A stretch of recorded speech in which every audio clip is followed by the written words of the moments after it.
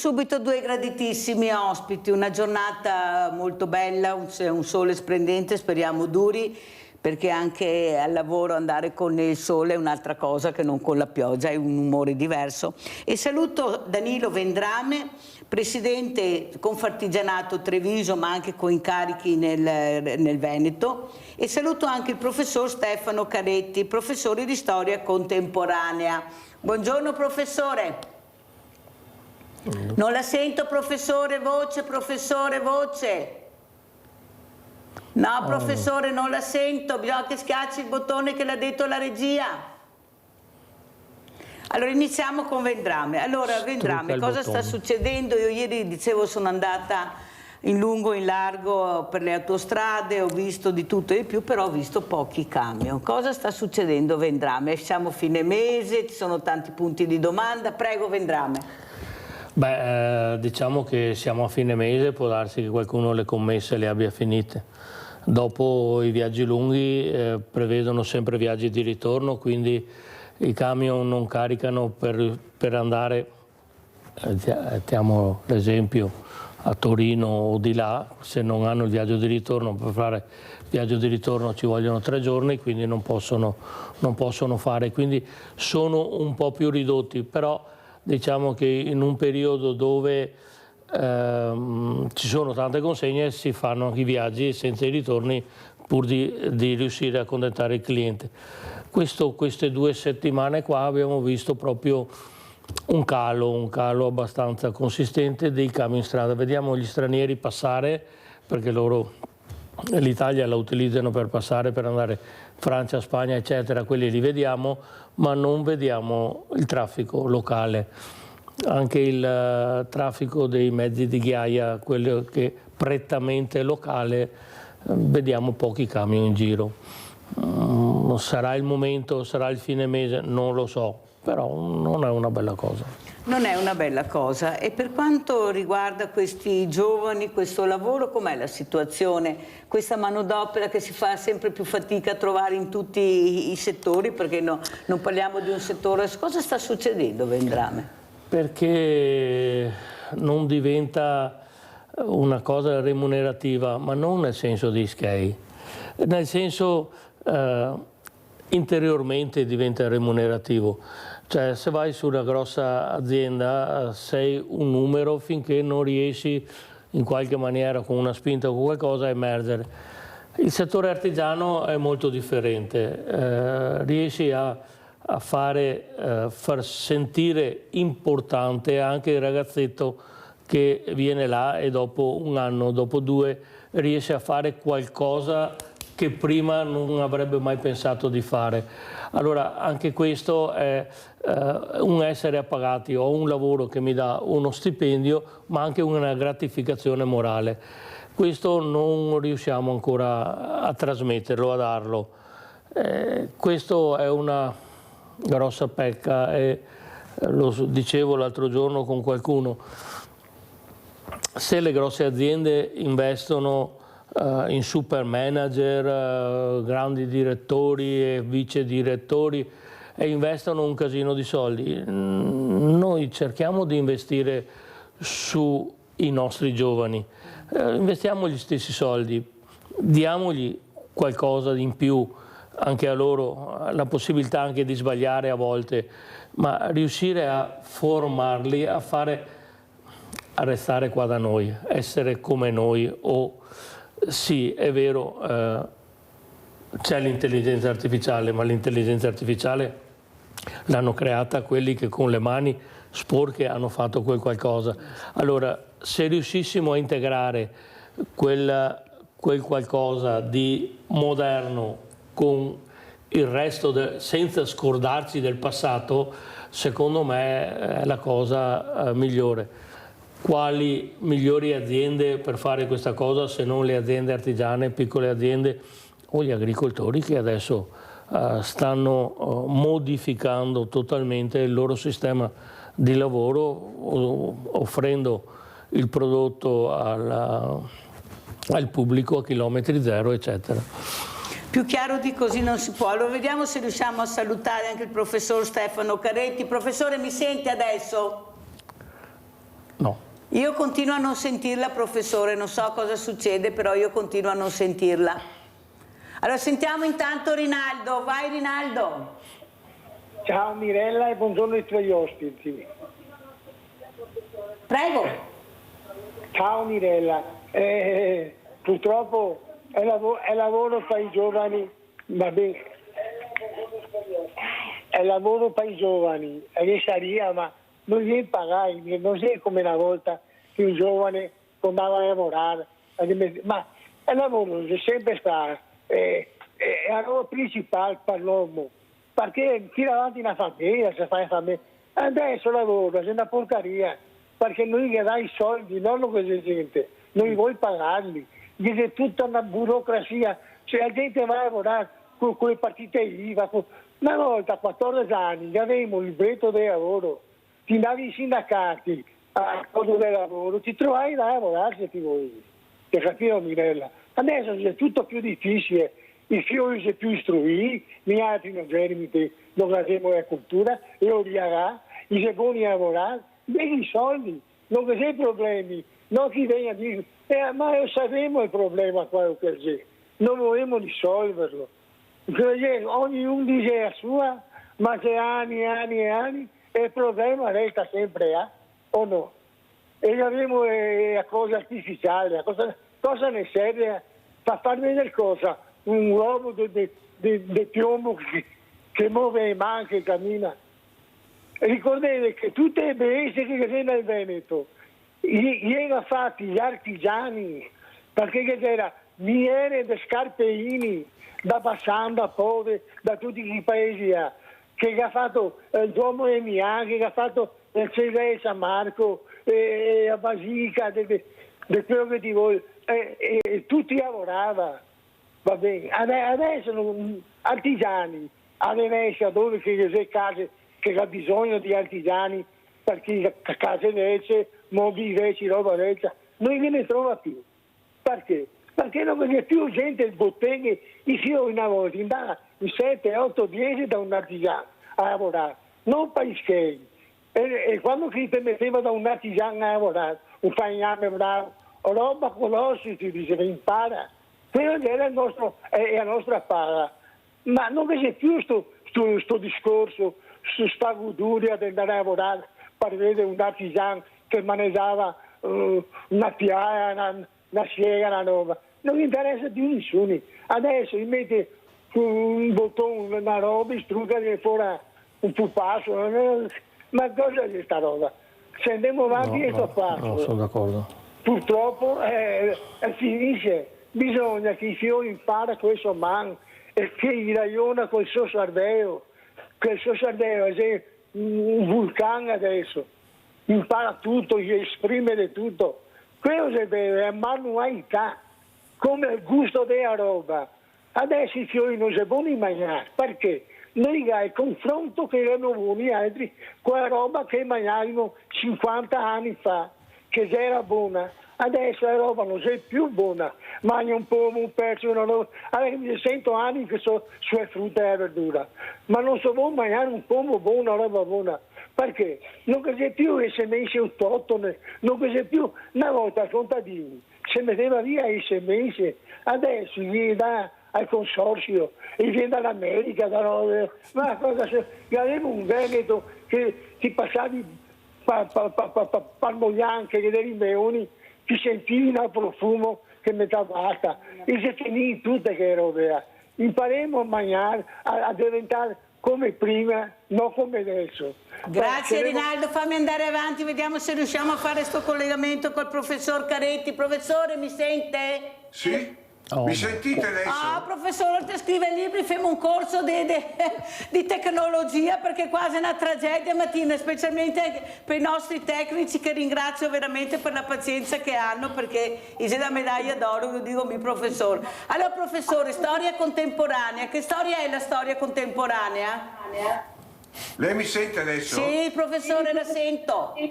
E io non ho sentito la sua domanda. Com'è la storia contemporanea, quella che lei vuole descrivere oggi, visto, non so se ha sentito il nostro Rinaldo al telefono e quello che ha detto il presidente Vendrame della Confartigianato.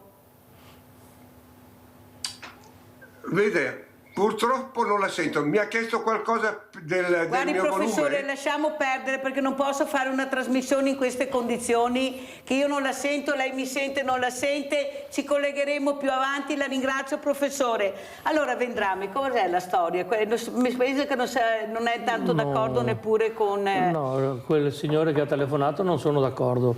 Fare l'artigiano non significa essere brutto, sporco e cattivo. Fare l'artigiano significa lavorare in proprio e fare delle cose che altri non in serie, ecco, delle cose uniche, diciamo.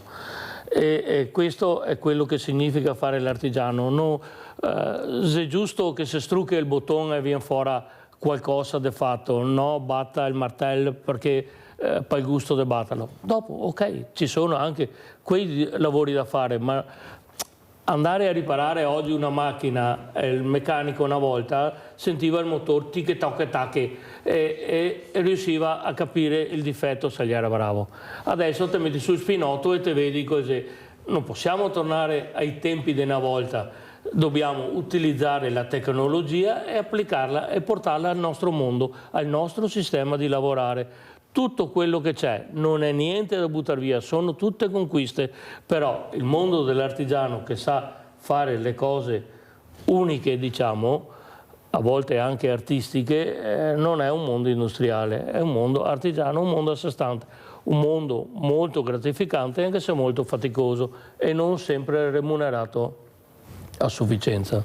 Allora Vendrame, sono d'accordo, però sono anche dell'idea che è troppo tardi e non dobbiamo incolpare questi giovani che non hanno la formazione perché nessuno l'ha fatta in tempi non sospetti. Cioè non possiamo adesso dire non sono formati, non riescono a fare questi lavori, perché non ci hanno pensato prima e sapevano benissimo come sarebbe andata, perché le date di nascita le abbiamo, cioè non è che si sapeva come la tecnologia fa passi da gigante e soprattutto per saperla funzionare bisogna imparare come tutti i lavori, perché non si è fatta formazione e adesso tutti gridano al lupo, manca questo, manca tutto. Come mai Vendrame non si è pensato che è la fondamento, proprio la base per lavorare, la formazione? Torniamo al discorso di prima.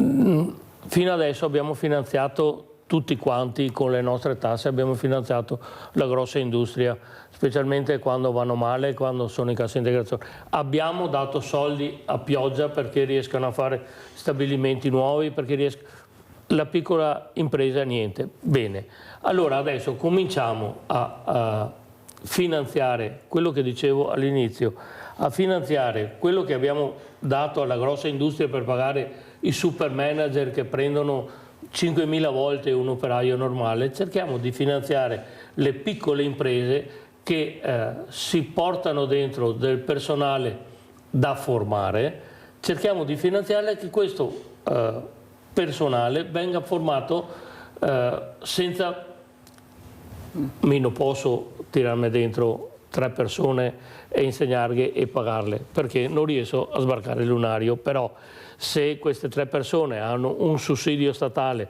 qualcosa prendono da me, ecco che hanno lo stipendio e la gratificazione di riuscire a imparare qualcosa che fino adesso non sanno fare o integrare.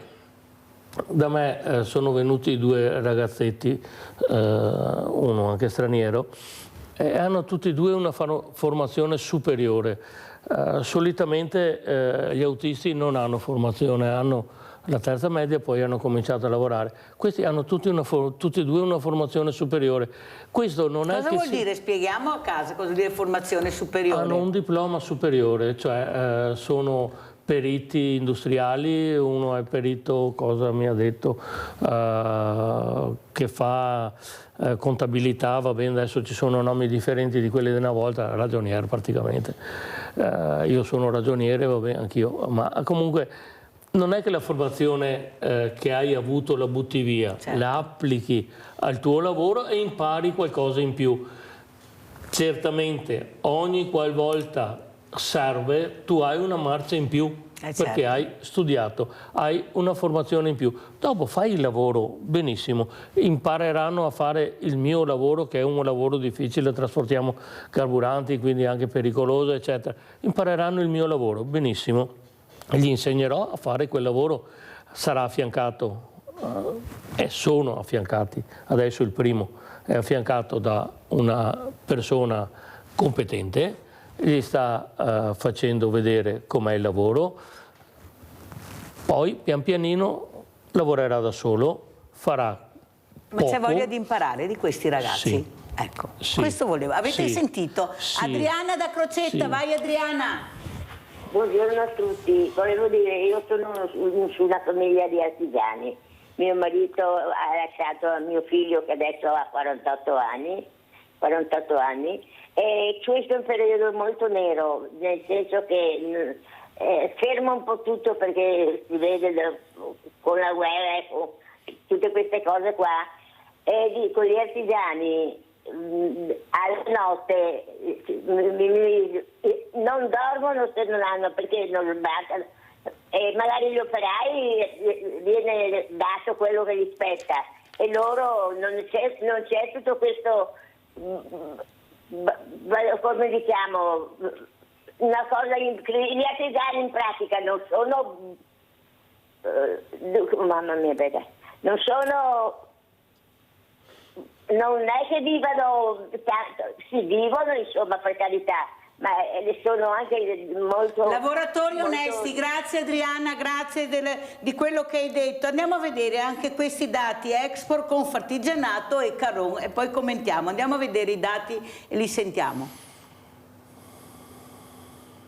Noi chiediamo in questo momento di aiutare le imprese e non abbandonarle a se stesse, quindi se c'è la necessità di iniezione di liquidità per sostenere le imprese sane, quelle che sono presenti sul mercato e che hanno momenti di difficoltà, questo noi quello che chiediamo al governo. Per una situazione emergenziale servono misure straordinarie. Nel giorno in cui crolla Piazza Affari, un tonfo così non si vedeva dall'11 settembre, l'economia trevigiana lancia un appello forte alla politica e parla espressamente di contributi diretti, anche a fondo perduto. Dopo le mosse di Washington sui dazi, non è il momento dell'austerity. Anche la Germania negli ultimi tempi sta generando deficit senza preoccuparsi molto del mercato comune europeo. Questa è un'emergenza molto grave. Treviso è la seconda provincia veneta per export verso gli USA. Nel 2024 il record con 1 miliardo e 343 milioni di euro, circa 65 milioni in più rispetto all'anno precedente, e non è solo il fattore prosecco, anzi se si guarda all'agroalimentare. Ma anche altri prodotti alimentari, anche la pasta per quanto ci riguarda è un prodotto importante per noi. Alla voce degli artigiani si alterna quella degli industriali, con Paola Carron che dice chiaramente come il sistema paese non possa permettersi uno scontro commerciale, legno, arredo, moda, calzature, i comparti più esposti, ma nei giorni in cui si guarda alla Casa Bianca, da Confindustria Veneto Est, l'invito a non dimenticarsi della Cina, che di queste tensioni potrebbe approfittare ulteriormente per rafforzarsi. Liberare investimenti e snellire la burocrazia, fa intendere Carron, è la prima mossa per non soccombere nel breve e medio periodo.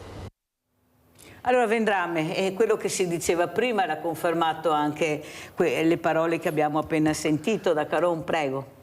Vede, la differenza tra il mio e il loro pensiero è che si deve ripartire dal piccolo. Il piccolo è flessibile. Un giorno Trump fa il suo discorso, ben su 3 settimane, 4 settimane, il piccolo sa che deve modificare la sua produzione, e la modifica perché l'artigiano oggi pensa una cosa, ieri aveva già cominciato a farla, e quindi riescono a modificare, non va l'export da quella parte, vabbè, cerchiamo di concentrarci sul lavoro interno. Una cosa che le grosse imprese questo non riescono a fare perché hanno una programmazione eccetera.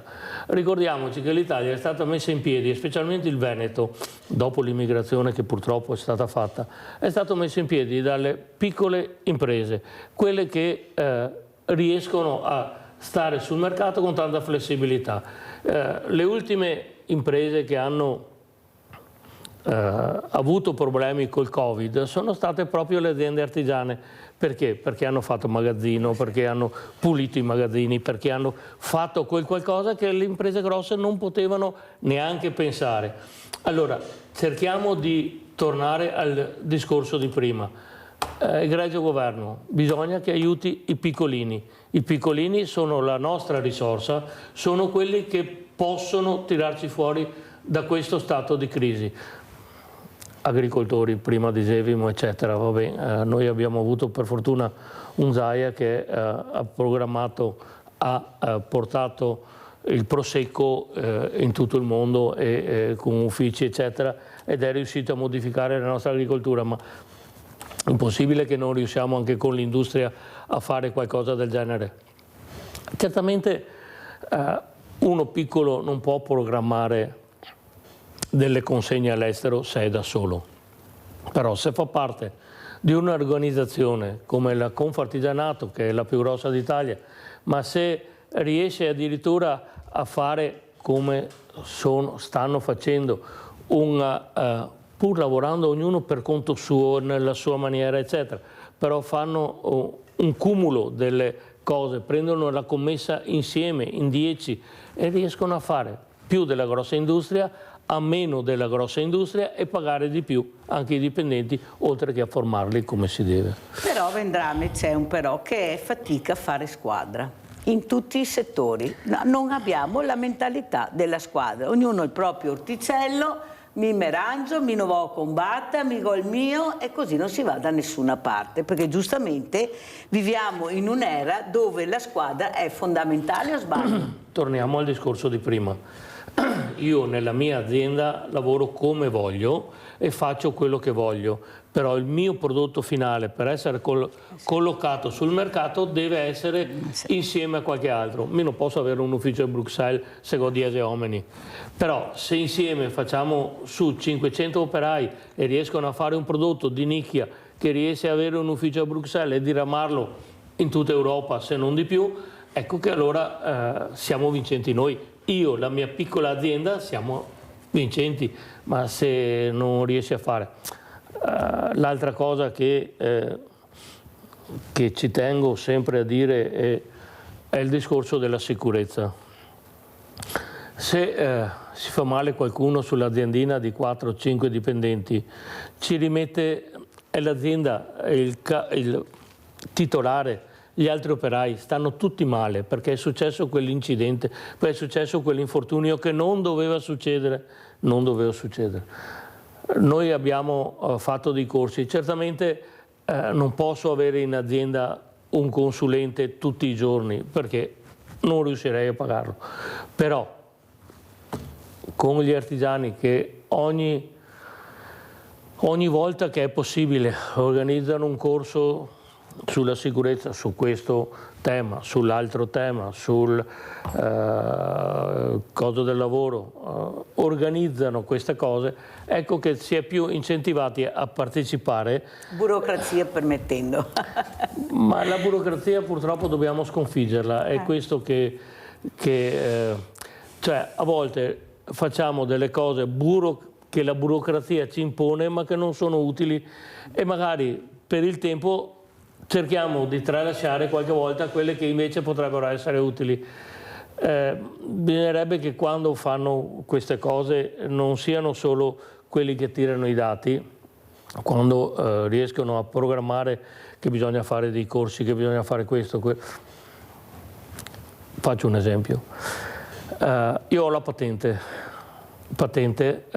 quindi ogni patente ha il corso alle 6 ore per la salute. Bene, dopodiché facciamo il CQC, quindi 3 patenti, B, C, CE, o la D per quelli che guidano nel Corriere. Poi abbiamo il CQC, è l'attestato per la partecipazione, sì, per fare i trasporti. E lì ti insegnano tutto quanto e 6 ore per la salute. Dopodiché stesso dottore, stesso argomento. Dopo io trasporto carburanti, quindi abbiamo un patentino speciale e anche lì 6 ore di sicurezza per la salute, per la sanità. Sempre lo stesso docente, sempre le stesse cose, ogni 5 anni si ripete. È una cosa un po' assurda. Allora, cerchiamo di concentrare sulle cose utili. Una volta che ti metti a insegnare una roba, se vuoi capirla, anche se non te la voglio capirla, è inutile che te me fai 30 corsi, non ne capirò mai, insomma. Anche perché tanti corsi ma tanti morti sul lavoro, se questo allora è il risultato, io non so, ma se una volta c'erano tutti questi morti, e sì che si lavorava veramente senza tanti, anche con una tecnologia molto più manuale di quella di adesso, io non so cosa sta succedendo. Però c'è una certa riduzione, c'era un'intervista anche del nostro Presidente. Scusa Evendrame. C'è una certa riduzione con le imprese artigiane perché, ripeto, è un passetto a volta, non è che se fosse da domani non succede più. Un passetto alla volta è sempre, quasi sempre attraverso i giovani, perché con quei te poi discuta. Quello più vecchiotto ti dice ho sempre fatto così, non voglio cambiare. No, calma, le cose che sono giuste bisogna anche cambiarle. Insomma. Allora andiamo a vedere, visto che abbiamo parlato di nicchie, di eccellenze del nostro territorio, andiamo a vedere questi dati Made in Italy della Confartigianato. 15 miliardi 650 milioni di euro è il valore dell'export made in Treviso, volume d'affari che è esploso nel post-Covid, aumentato di 2 miliardi, ma che ora vede un rallentamento, meno 2% nel 2024 rispetto al 2023 e meno 3,4% rispetto al 2022. Perdite di fatturato che si attestano intorno agli oltre 306 milioni di euro. I dati ci stanno dicendo che il legno, la moda e la metalmeccanica hanno qualche numero di sofferenza. Noi dobbiamo fare molta attenzione alle migliaia di piccole imprese che ci sono sul territorio, che sostengono l'economia, ma sono quelle che possono entrare in difficoltà prima delle altre. Sto lavorando con le categorie per vedere quali sono i bisogni, quali sono le necessità e soprattutto continuare a dire attenzione. Bisogna aspettare e stare calmi, perché non è una frase fatta, ma abbiamo visto che i dazi in poco più di un giorno sono entrati e sono spariti e non sappiamo cosa succederà nel prossimo futuro. Rassicurano dall'associazione di categoria sono comunque migliori rispetto al complesso delle imprese trevigiane, percentuali che da un lato confermano la capacità di adattamento e la competitività degli artigiani, dall'altro segnalano un rallentamento generale dell'economia. A tenere il ritmo degli scossoni sui mercati le imprese che si adattano ai cambiamenti e fanno proprie le innovazioni. Chi produce innovazione, che produce modernità resta sul mercato e gli altri restano indietro, quindi questo è l'auspicio, è quello che le nostre imprese continuano ad essere quelle che sono state. I nostri imprenditori sono davvero innovativi. Se c'è qualcosa di nuovo che accade dentro una piccola impresa viene assimilato e riportato immediatamente. Cerchiamo di trasmettere a tutte le imprese, ma non solo alle imprese ma anche a quelli che sono i consumatori, non avere paura. È una situazione complessa e quindi bisogna essere più bravi ad affrontarla. Le imprese artigiane bellunesi sono in affanno ed è un paradosso se si pensa che il lavoro c'è più che altrove, ma resta la difficoltà di trovare il personale. E la situazione rispetto al 2023 è addirittura peggiorata. Lo dice l'ufficio studi di Confartigianato che ha elaborato dati Unioncamere. La difficoltà maggiore? Attrarre figure giovani. Spesso i ragazzi escono per andare a studiare, si laureano giustamente, però poi non rientrano, si fa fatica ad essere attrattivi e in particolare si fa fatica ad essere attrattivi come imprese artigiane. Vorremmo far capire ai ragazzi che le imprese artigiane non sono più quelle di una volta. Serve un cambio di rotta e questo non può prescindere da un rapporto diverso fra la scuola e il mondo del lavoro, oltre a una decisa rivoluzione culturale. qualora i ragazzi comunque decidano di fare un percorso universitario, non si può prescindere dal fatto di toccare con mano l'esperienza lavorativa, proprio perché fa parte della crescita. Ma i processi sono lenti, lo ammette Scarzanella, che parla di responsabilità collettiva per disinnescare un circolo vizioso. Il lavoro è servizio, sono prodotti, sono attrattività del territorio essi stessi, quindi nel momento in cui vengono a mancare imprese anche piccole nel territorio, manca dopo proprio una risposta ai bisogni dei cittadini, delle società e delle imprese stesse. Sfumata l'ipotesi di poter intrecciare un rapporto con l'Associazione Bellunesi nel Mondo per attrarre giovani bellunesi discendenti di emigranti, lo scorso agosto Confartigianato Imprese Belluno ha siglato un protocollo promosso dalla Prefettura per favorire percorsi di integrazione dei migranti richiedenti asilo ospiti nell'ex scuola di Orzès. E lì abbiamo proprio fatto un lavoro peculiare, intercettando proprio anche attraverso i bisogni di questi ragazzi e le loro caratteristiche, le loro aspirazioni, le loro ambizioni. Siamo riusciti a combinare qualche ragazzo con delle nostre aziende e sicuramente nelle nostre imprese trovano casa, trovano una famiglia, trovano quel qualcosa di cui hanno anche molto bisogno. Abbiamo Mirella da Riese, poi sentiamo Vendrame come commenta i servizi che abbiamo visto. Vai Mirella! Sì, ciao Mirella, buongiorno, sono ospite. Volevo dire che mio marito 4 anni che manca, però prima faceva l'idraulico e mi diceva sempre che non erano capaci di trovare un ragazzo, che avevano bisogno, ma non hanno mai studiato su quel settore là. E ora è fatica. Anche il suo amico là, un mese fa è venuto qua a farmi un piccolo lavoro di idraulica che mi serviva e mi ha detto: Mirella, si fa fatica a trovare un ragazzo, si fa fatica perché non studiano nel settore idraulica. E mio figlio, che fa il pesatore operatore di macchine utensili, anche lui dice che non c'è un ragazzo che viene a vedere, fare stage, niente. E non so che cosa fanno questi ragazzi che studiano, perché ci sono dei bravi ragazzi, ma bisognerebbe che andassero a scuola di sera, imparare un mestiere. Grazie Mirella, molto chiara, ti ringrazio. Prego Vendrame. Torniamo sempre ai ragionamenti che abbiamo fatto altre volte e arriviamo sempre allo stesso punto. Cioè, allora, i nostri ragazzi devono essere attratti anche con uno stipendio, perché quando che uno va a studiare, non ha più 14 anni, comincia a averne 20-22, comincia a avere l'idea di mettere su una famiglia, di vivere da solo, quindi bisogna che abbia un sostentamento, bisogna che abbia un buon stipendio. Allora, lo Stato, se vuole fare, ripeto, finanzia le piccole aziende e questi dà stipendio. Seconda cosa che abbiamo già detto in altre occasioni: se qua non riusciamo a trovare delle persone, cerchiamo di formare delle persone, degli immigrati, ma nel loro paese. Non serve chi sappia fare l'idraulico, ma chi sappia l'italiano manco.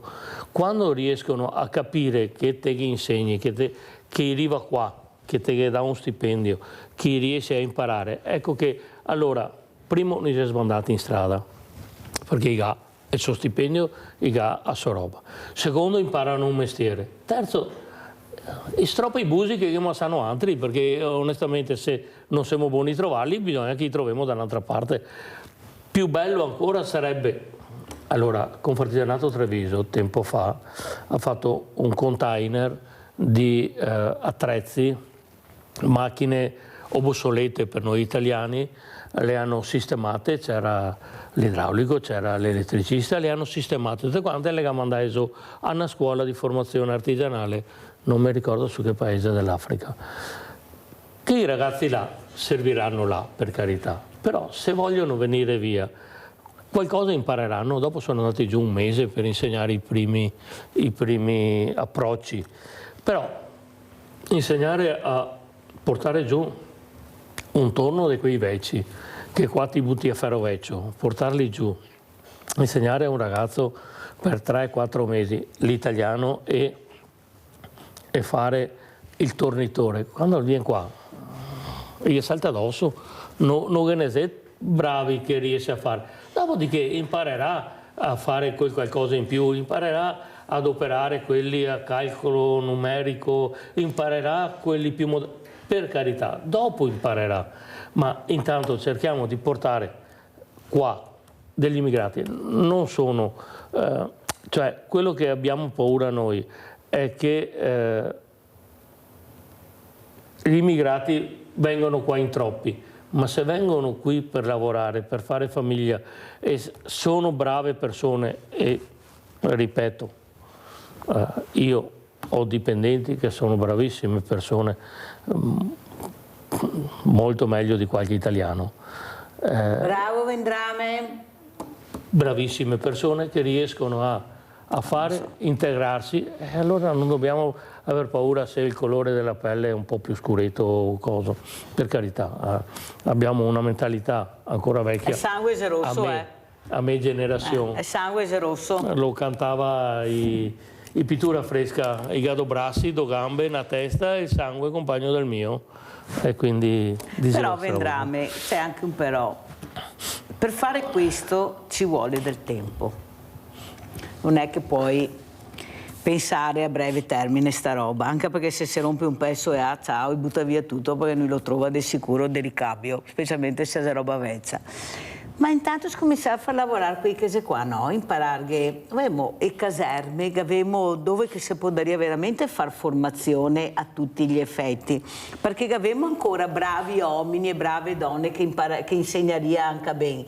Cioè intanto che si facciamo a te, si mandiamo de acqua e roba vecchia, che impariamo, non potremmo far lavorare quei cose qua facendo le stesse robe che dice Vendrame qua da noi altri? È più fatica integrali perché non hanno subito uno stipendio e devono vivere un po' in caserma, in un lager, gente che magari è abituata abbastanza libera, ma se vogliono migliorare la loro situazione in qualche mese imparare se non altro l'italiano, dopo te che dici tirati in là, manco che ha capito che te a tirarsi in là, potrebbe già essere un qualcosa di non è breve il percorso, ma se mai non cominciamo, mai non arriviamo. Mai non cominciamo. Pubblicità.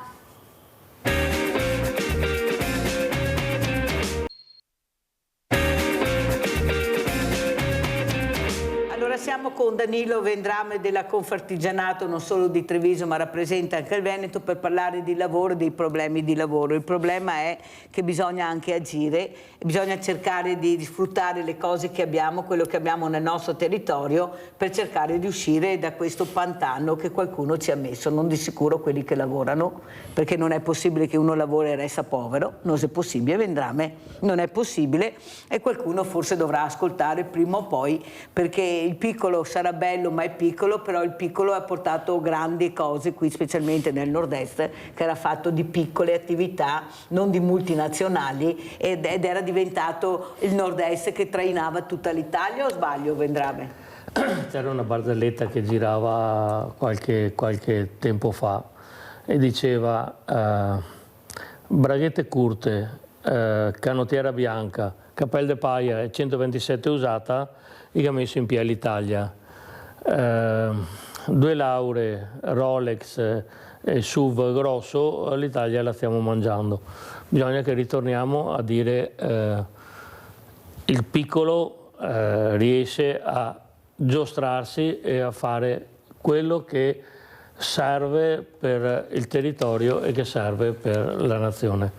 Il modello veneto è stato studiato in tutta Europa, però anziché valorizzarlo il nostro Stato centrale l'ha un pochino umiliato, cioè il piccolo non ha da esista, invece a mio avviso, sarà perché ho fatto una vita da artigiano, però a mio avviso è quello che, ripeto, cappelle de carta e 127 usata era quello che ha tirato fuori l'Italia dal dopoguerra e ha creato il benessere di cui oggi disponiamo. Però Vendrame mi stuzzica, sapete quando qualcuno stuzzica la Mirella, succede che poi la Mirella inizia a parlare. Allora Vendrame, ma sti governi che amavano le tradizioni, il nord-est, era anche a governi nostri veneti, mi pare che era il governo. No, perché è inutile che si raccontiamo, perché se tutti continuano a passarci, se colpa mia, se colpa tua, siccome è colpa di tutti,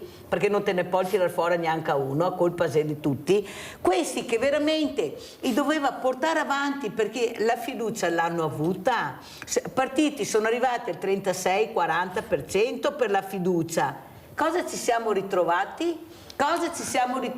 Che il nord-est è sparito, Vendrame. Il modello nord-est. È detto poco, ma era il nord-est che trainava l'Italia, o sbaglio? Era il nord-est con la creatività, perché ce l'abbiamo nel DNA, perché da un steccadente riusciamo a tirare fuori Gesù Cristo, perché è vera, perché siamo così, ce l'abbiamo nel DNA. Allora adesso è inutile che continuano a darsi la colpa, sta Tise, sta che altro. Bisogna agire, bisogna mettere gente competente nei posti giusti, premiare la meritocrazia, Vendrame che ce n'è in giro, non vanno messi in un angolo perché non fai parte del cerchio magico, perché politicamente non sei protetto. Bisogna mandare avanti persone che sa Vendrame, che ha studiato quel settore, che sei competenti. Basta, sennò questo paese morirà, Vendrame. Guardate come siamo presi in tutti i settori. Non sarà mia stata colpa nostra, è sempre colpa nostra. No, che non è colpa nostra, anzi l'operaio spina dorsale, l'artigiano spina dorsale, il piccolo industriale spina dorsale, aserai e banche, i si inventai tutti pur di fregargli e non pagarli. Questa è la verità. Vendrame nel silenzio di quella politica che doveva intervenire, Vendrame, ed è stato in silenzio. Non è colpa mia, è colpa tua. No, è colpa di voi tutti che non avete preso le precauzioni quando si dovevano prendere. La prevenzione va fatta prima, non si può curare il malà che ha un cancro ormai che in metastasi, Vendrame, è così il paese ormai, e tutti che mangiano, non ho capito, e noi altri cosa facciamo? Stiamo qua a guardare? Lavorati, senza dire quello che si dice in Veneto, lavorati che mi vo avanti, perché così funziona. Allora bisogna iniziare anche che voi alzate la voce, perché avete i numeri, Vendrame, dovete farvi ascoltare. Questa cosa che voi farete il 13 aprile, perché si stanno muovendo, non so che queste associazioni si affermano, perché bisogna dire la verità, stanno cercando di movimentare, di far capire le origini sia intelligenza artificiale, ma se siamo partiti qui lavori umili. Cosa succederà il 13 della festa del lavoro, giovedì 1 maggio, 13ª festa del lavoro a Silea, con Silea Maggio, con Fartigianato? Allora, il 1 maggio... Faccio vedere la locandina. Il 1 maggio è la festa del lavoro e normalmente fino a quarantina di anni fa si faceva la benedizione dei mezzi da lavoro, si portava in piazza e si passava davanti a Cesa, almeno a Silea. Dopodiché questa cosa è andata scemando sempre meno, che dopo non si era più fatta. Noi siamo fedeli al territorio, siamo piccoli imprenditori ma siamo fedeli al territorio e come diceva mio nonno, meglio bruciare un paese piuttosto che rovinare una tradizione, e quindi abbiamo rispolverato questa tradizione che è quella della benedizione dei mezzi da lavoro. Non si più qui da una volta, perché adesso tra i divieti eccetera camion si può portare pochi, perché dopo non ti puoi tornare a casa, bisogna che ti sia fino al giorno dopo e non sei sicuro. Quindi, però abbiamo portato le macchine e abbiamo creato una certa festa, una festa con trattori vecchi, antichi. Perché mandevo in Africa? Antichi, no, questi quasi proprio trattori di suo tempo, cioè una macchina a vapore, tesori. Portavano una piccola trebbia, quella che battevamo formento, una volta mi è toccata anche a me, vado a formento per case, ci sono questi trattori, uno anche tedesco, ci sono quelli da fornace, ci sono diverse rappresentazioni, ci sono delle auto storiche, ci sono delle moto vecchie, ci sono le biciclette della guerra, col posto per il pasciopo eccetera, va bene, queste varie cose che sono là. Noi ci troviamo, alle 9 passeranno questi trattori che vengono, passeranno per Silea, poi ci troviamo tutti dentro dal McDonald's che è in via della Serenissima, dentro là, che è un bel parcheggio, e ci troviamo tutti là, mettiamo tutte le nostre macchine e lì facciamo, vabbè, che sarà il saluto di qualche autorità, perché è giusto che sia così, e dopodiché ci sarà la benedizione delle macchine a fermo, non ci sarà la sfilata eccetera, la sfilata dei trattori, la sfilata delle macchine storiche, ma il momento della benedizione tutti che ascoltare la benedizione e niente altro. Dopodiché si farà un rinfresco e, memore delle nostre tradizioni, a trippa. Offriremo la trippa a tutti. Il famoso piatto della volta.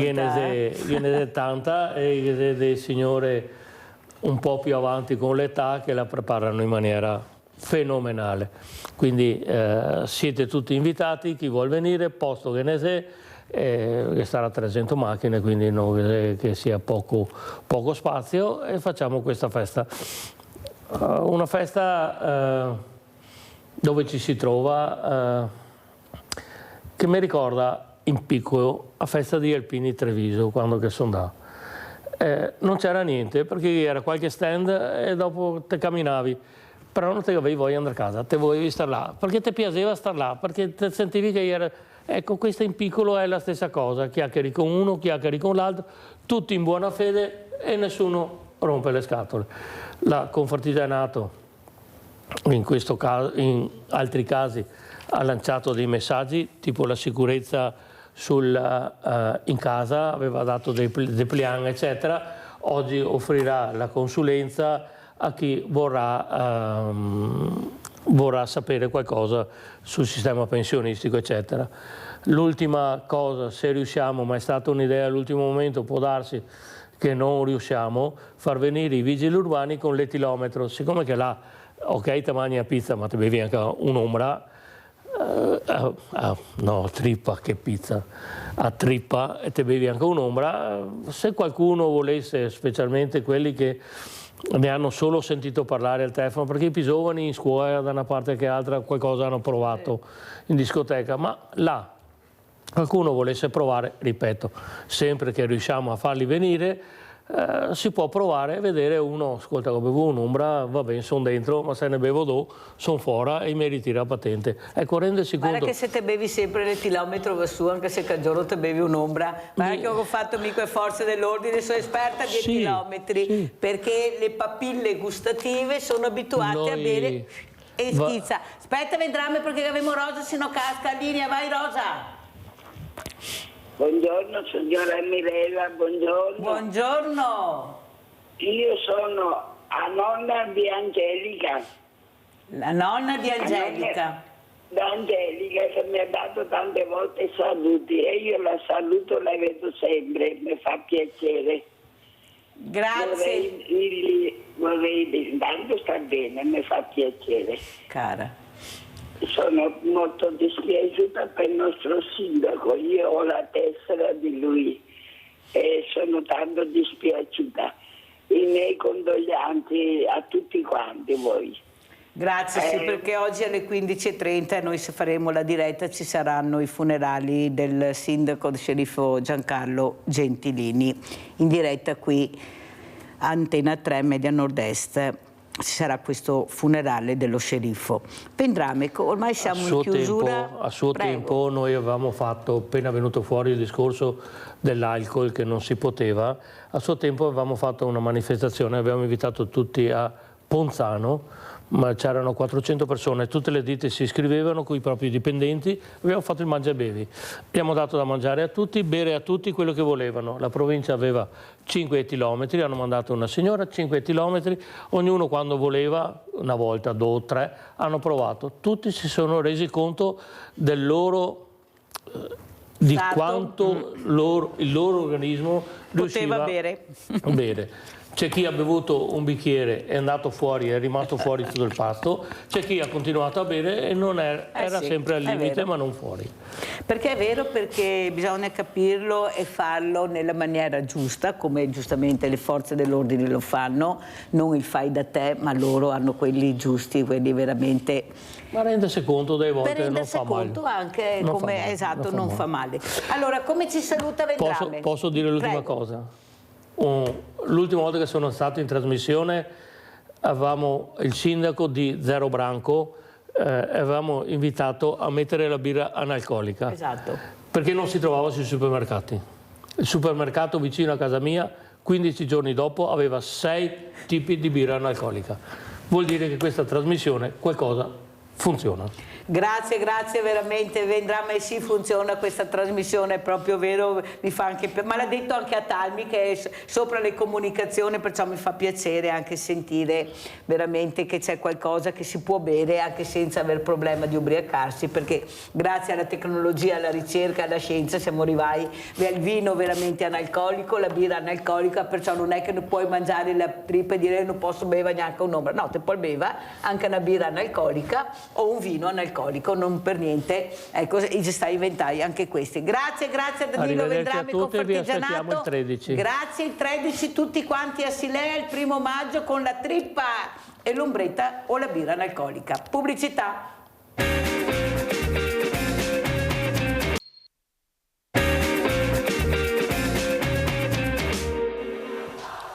Se come sembra la radicalizzazione islamica oggi passa attraverso la rete e qualche social, allora è necessario attribuire precise responsabilità qualora queste azioni di radicalizzazione generino azioni delittuose.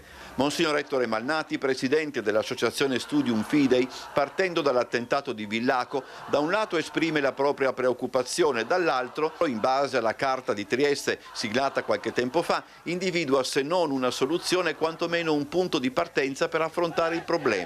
Preoccuparsi cioè di regolamentare gli algoritmi, ovvero i sistemi informatici alla base dell'intelligenza artificiale. Gli algoritmi sono un po' come il cervello, no? Quindi l'etica degli algoritmi è fondamentale e noi siamo bombardati ora come ora da questa mancanza di legislazione. Una legge, spiega Don Ettore, fisserebbe quei paletti fondamentali per dare una volta per tutte una regolamentazione a quella che di fatto è una giungla. La legge, ecco, ci dà l'opportunità, non ci dà il senso morale, ma ci dà quella dimensione grazie alla quale noi non diamo oltre i paletti. Se non si fa questo siamo profondamente allo sbaraglio. Sulla questione interviene anche il coordinatore di Studium Fidei per l'intelligenza artificiale Andrea Bulgarelli. Quanto sta avvenendo su alcune piattaforme online, afferma, rappresenta un notevole rischio per le nostre comunità e lo comprendiamo grazie ai media e all'informazione tradizionale che testimoniano quanto sia importante il ruolo dei giornalisti in carne ed ossa dai quali arrivano le notizie vere e verificate. E saluto il professor Salvatore Chirumbolo, biochimico clinico, appunto parleremo anche di intelligenza artificiale. Buongiorno, io leggo quello che mi hanno scritto, professore, intanto la ringrazio di essere qui e sentiamo anche il suo parere autorevole. Ecco, prima si parlava con Confartigianato anche di intelligenza artificiale, cosa ci dice professor Chirumbolo? Beh, allora l'intelligenza artificiale non bisogna demonizzarla perché è uno strumento utilissimo in molti campi del sapere, in molti campi anche di applicazione scientifica e soprattutto anche in biomedicina l'intelligenza artificiale sta avendo grossi sviluppi e grandi successi proprio grazie al fatto che la sua applicazione migliora moltissimo anche le tecnologie che sono utilizzate nel mio ambito, chiaramente parlo di quello in biomedicina, però ci sono molti altri ambiti. Il professor Marco Remondino, che sarà qui con noi, ci spiegherà anche meglio questo. Basti pensare che le applicazioni in medicina dell'intelligenza artificiale sono numerosissime e si stanno sempre maggiormente sviluppando.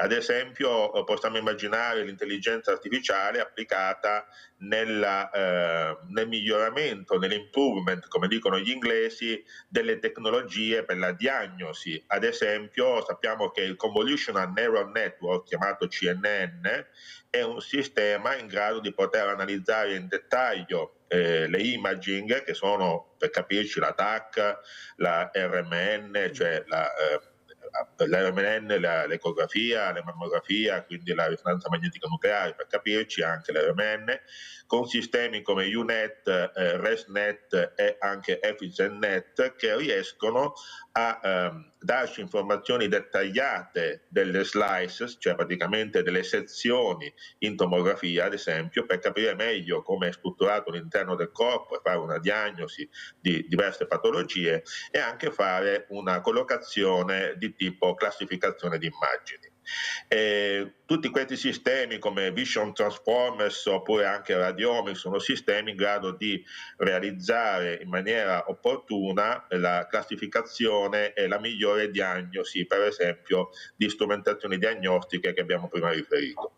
Poi c'è un altro sistema importante che voglio sottolineare, che si chiama anche supporto decisionale clinico, in inglese è Clinical Decision Support Systems, o CDSS, le sigle vanno molto di moda chiaramente, che sono sistemi come XCG Boost oppure Light GBM, Cat Boost, eccetera, sistemi in grado di poter fare delle previsioni epidemiologiche di patologie, anche e soprattutto cardiovascolari, sulla base di dati anamnestici o anche di dati legati per esempio alla stratificazione della popolazione, o anche ai dati che vengono fuori dalle analisi chimico-cliniche, dalle analisi ematologiche, eccetera. E questi sono sistemi importanti, sono sistemi intelligenti in grado di supportare il lavoro del medico e di supportare il lavoro quindi del clinico o dell'operatore sanitario. Quindi sono strumenti e tecnologie molto utili per accelerare la diagnosi, per accelerare il miglioramento dell'attività ambulatoriale, medica, eccetera. Questo per quanto riguarda l'ambito in cui lavoro io, che è l'ambito di biomedicina. Però le applicazioni dell'intelligenza artificiale sono innumerevoli. Ovviamente la tecnologia è utilizzata in molti altri campi, da quello economico-finanziario a quello della gestione sociologica, della gestione dei flussi, eccetera, eccetera. Quindi, per dare una risposta finale a tutto questo, si potrebbero fare numerosi altri esempi, ma non c'è tempo, e diciamo che è il caso di non demonizzare l'intelligenza artificiale, ma di creare un sistema di discussione critica sull'uso dell'intelligenza artificiale in tutti questi campi del sapere, per avere uno strumento che è utile all'umanità e che chiaramente ha anche delle criticità che bisogna affrontare, quello sicuramente sì. Vede, professor Chirumbolo, io ho invitato lei e saluto anche il professor Marco Remondino, parleremo sempre di intelligenza artificiale. Buongiorno anche lei, professor Remondino, perché io sono dell'idea che tutti hanno diritto di capire, e siccome voi siete esperti, siete competenti e si sente da come state spiegando, anche a casa, anche i diversamente giovani, se spiegato nella maniera giusta come sta facendo lei, si capisce l'importanza di questi nuovi strumenti, di questa nuova tecnologia, perché per curare bisogna prevenire, e cosa fai? Per prevenire devi imparare, devi curarti, e noi ci curiamo anche con questa trasmissione per capire cosa è l'intelligenza artificiale e quanto importante è questo strumento. Cosa ne pensa, professore Mondino? Lei è da Genova, mi sembra, eravamo a Verona col professor e lei invece è a Genova. Prego, professore Mondino, cosa ci dice? Ho ragione che è giusto spiegare, capire, perché è facile parlare, ma bisogna anche spiegare bene queste nuove tecnologie. Prego. Buongiorno, grazie per l'invito, ha assolutamente ragione.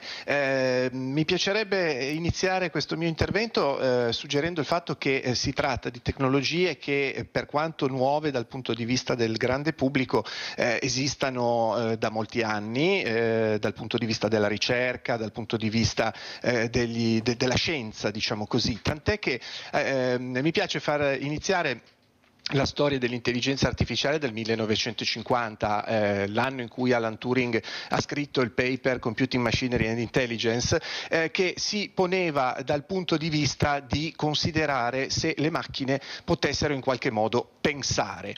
Ovviamente questo era un salto quantico, un balzo straordinario dal punto di vista logico, in un momento in cui ovviamente i computer non esistevano, o se esistevano erano completamente diversi da quelli che conosciamo oggi. oggi. Quindi il primo punto di vista è che per quanto possano essere percepite come tecnologie molto nuove, qualcosa di tipo, logicamente di tipo intelligenza artificiale, almeno dal punto di vista concettuale, esiste da circa 75 anni.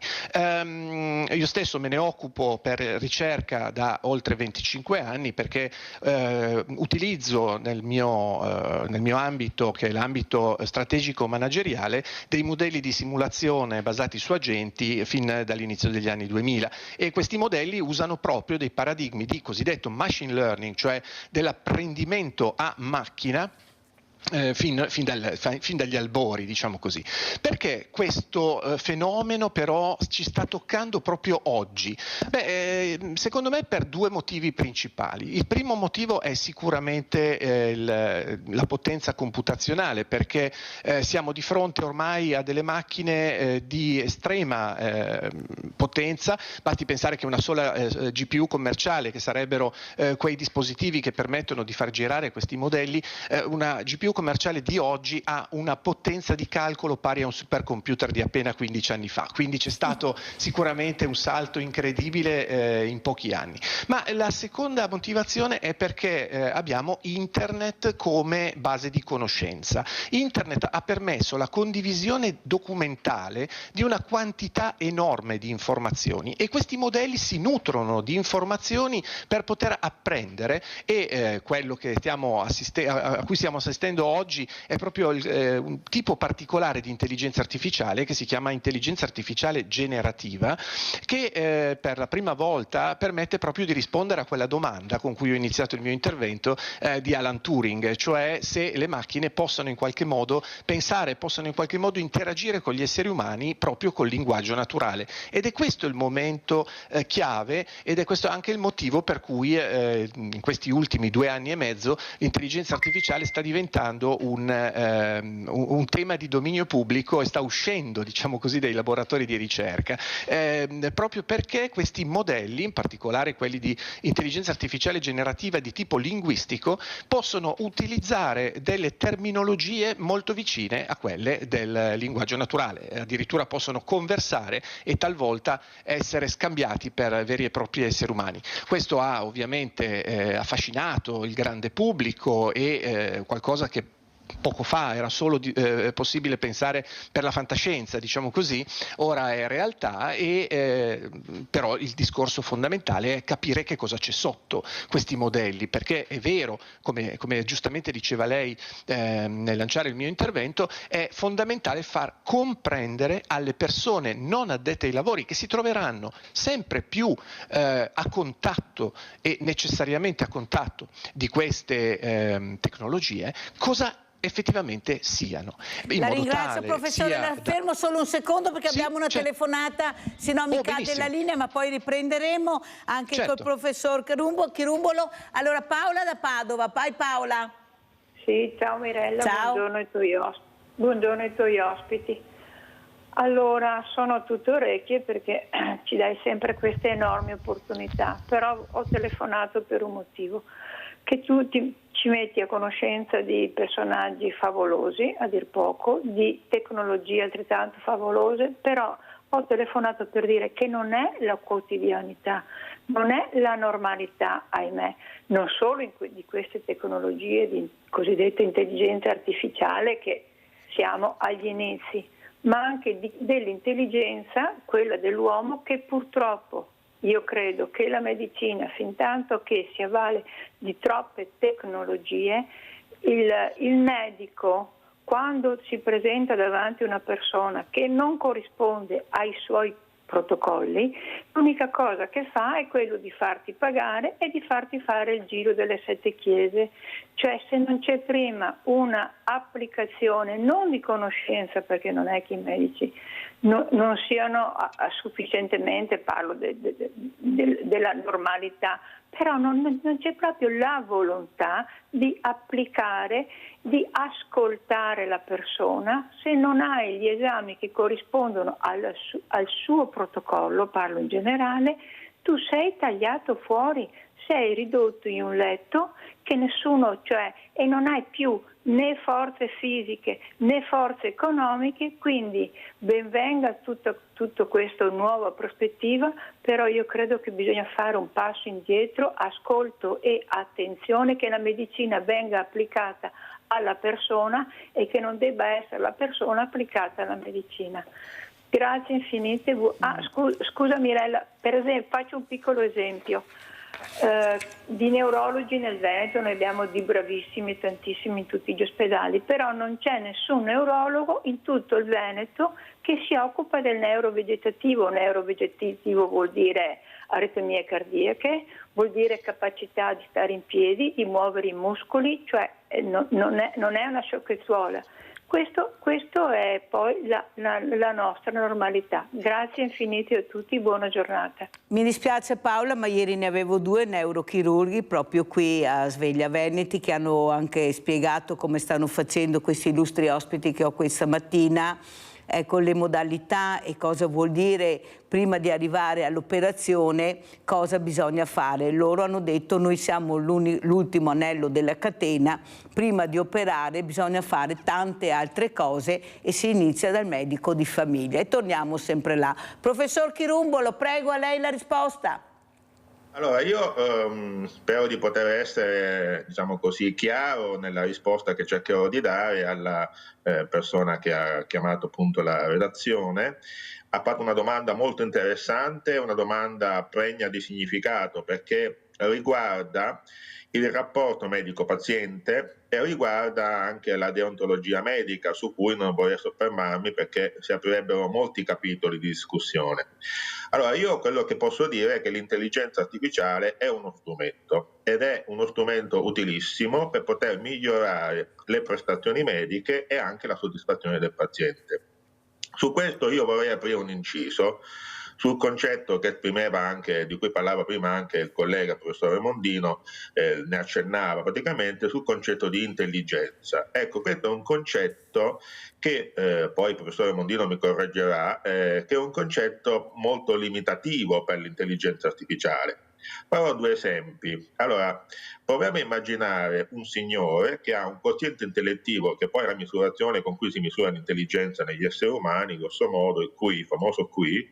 Un signore che ha un quoziente intellettivo non notevole, diciamo intorno al 100, anche più basso, e che ha una vita di questo tipo. Ha ereditato una industria, una fabbrica da suo papà e dai suoi nonni, l'ha messa in piedi, l'ha migliorata, si è sposato, ha avuto 5 figli, tutti questi figli sono laureati, il signore si è arricchito ed è morto a 98 anni felice e contento.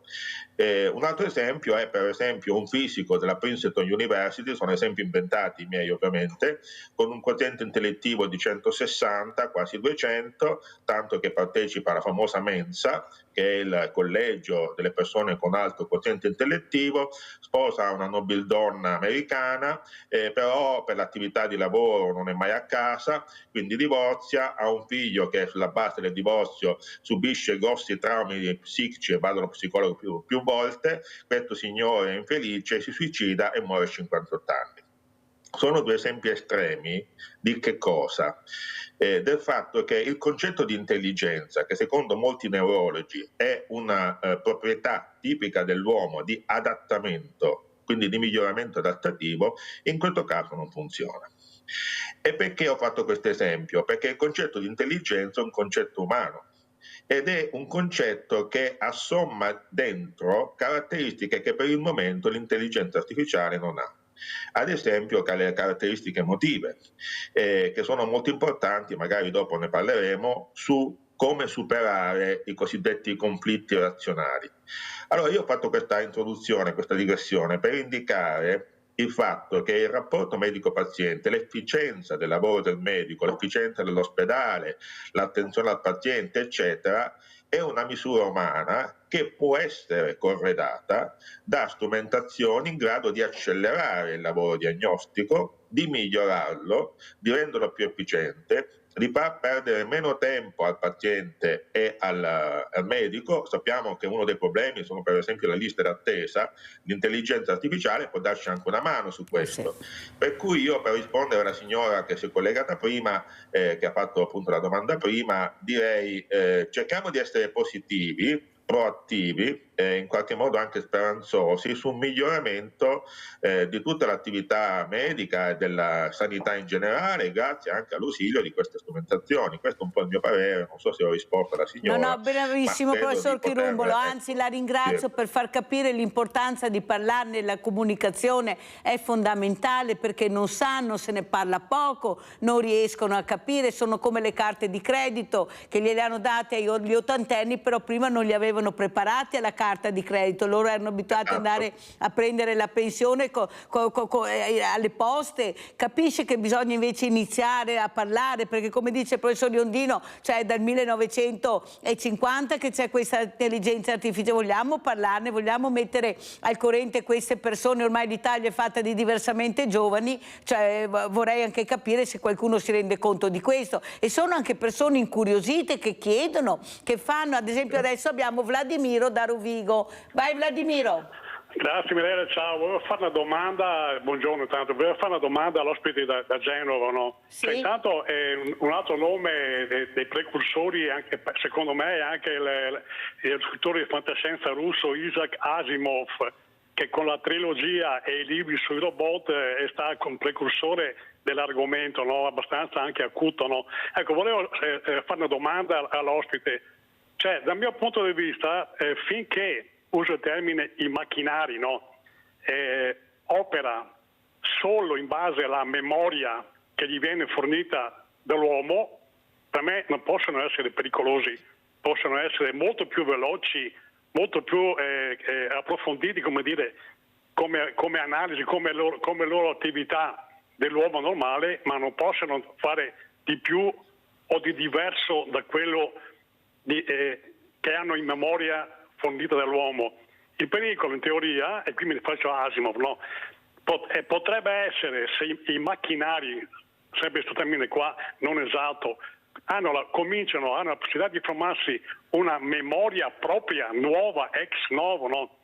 Che allora possono, come dire, sviluppare un modo di fare le cose da se stessi, no? Che l'uomo non conosce, e quindi lì potrebbe essere in teoria il pericolo, altrimenti non c'è un pericolo. La mia domanda è: ma è possibile che questi macchinari, non so come chiamarli, possano creare una memoria propria e quindi un'intelligenza propria al di fuori da quello che l'uomo gli dà, e quindi che l'uomo può non conoscere e può anche non controllare? Perché eventualmente è solo lì, secondo me, il pericolo dell'intelligenza artificiale. Altrimenti il pericolo è che, essendo molto più veloci, magari rubano il lavoro agli altri, ecco, per dire, ma che si possano ribellare o diventare minacciosi con la loro strategia, per modo di dire. Io non la vedo, insomma, ecco. Grazie della risposta, buongiorno. Grazie a te Vladimiro, prego professore Mondino.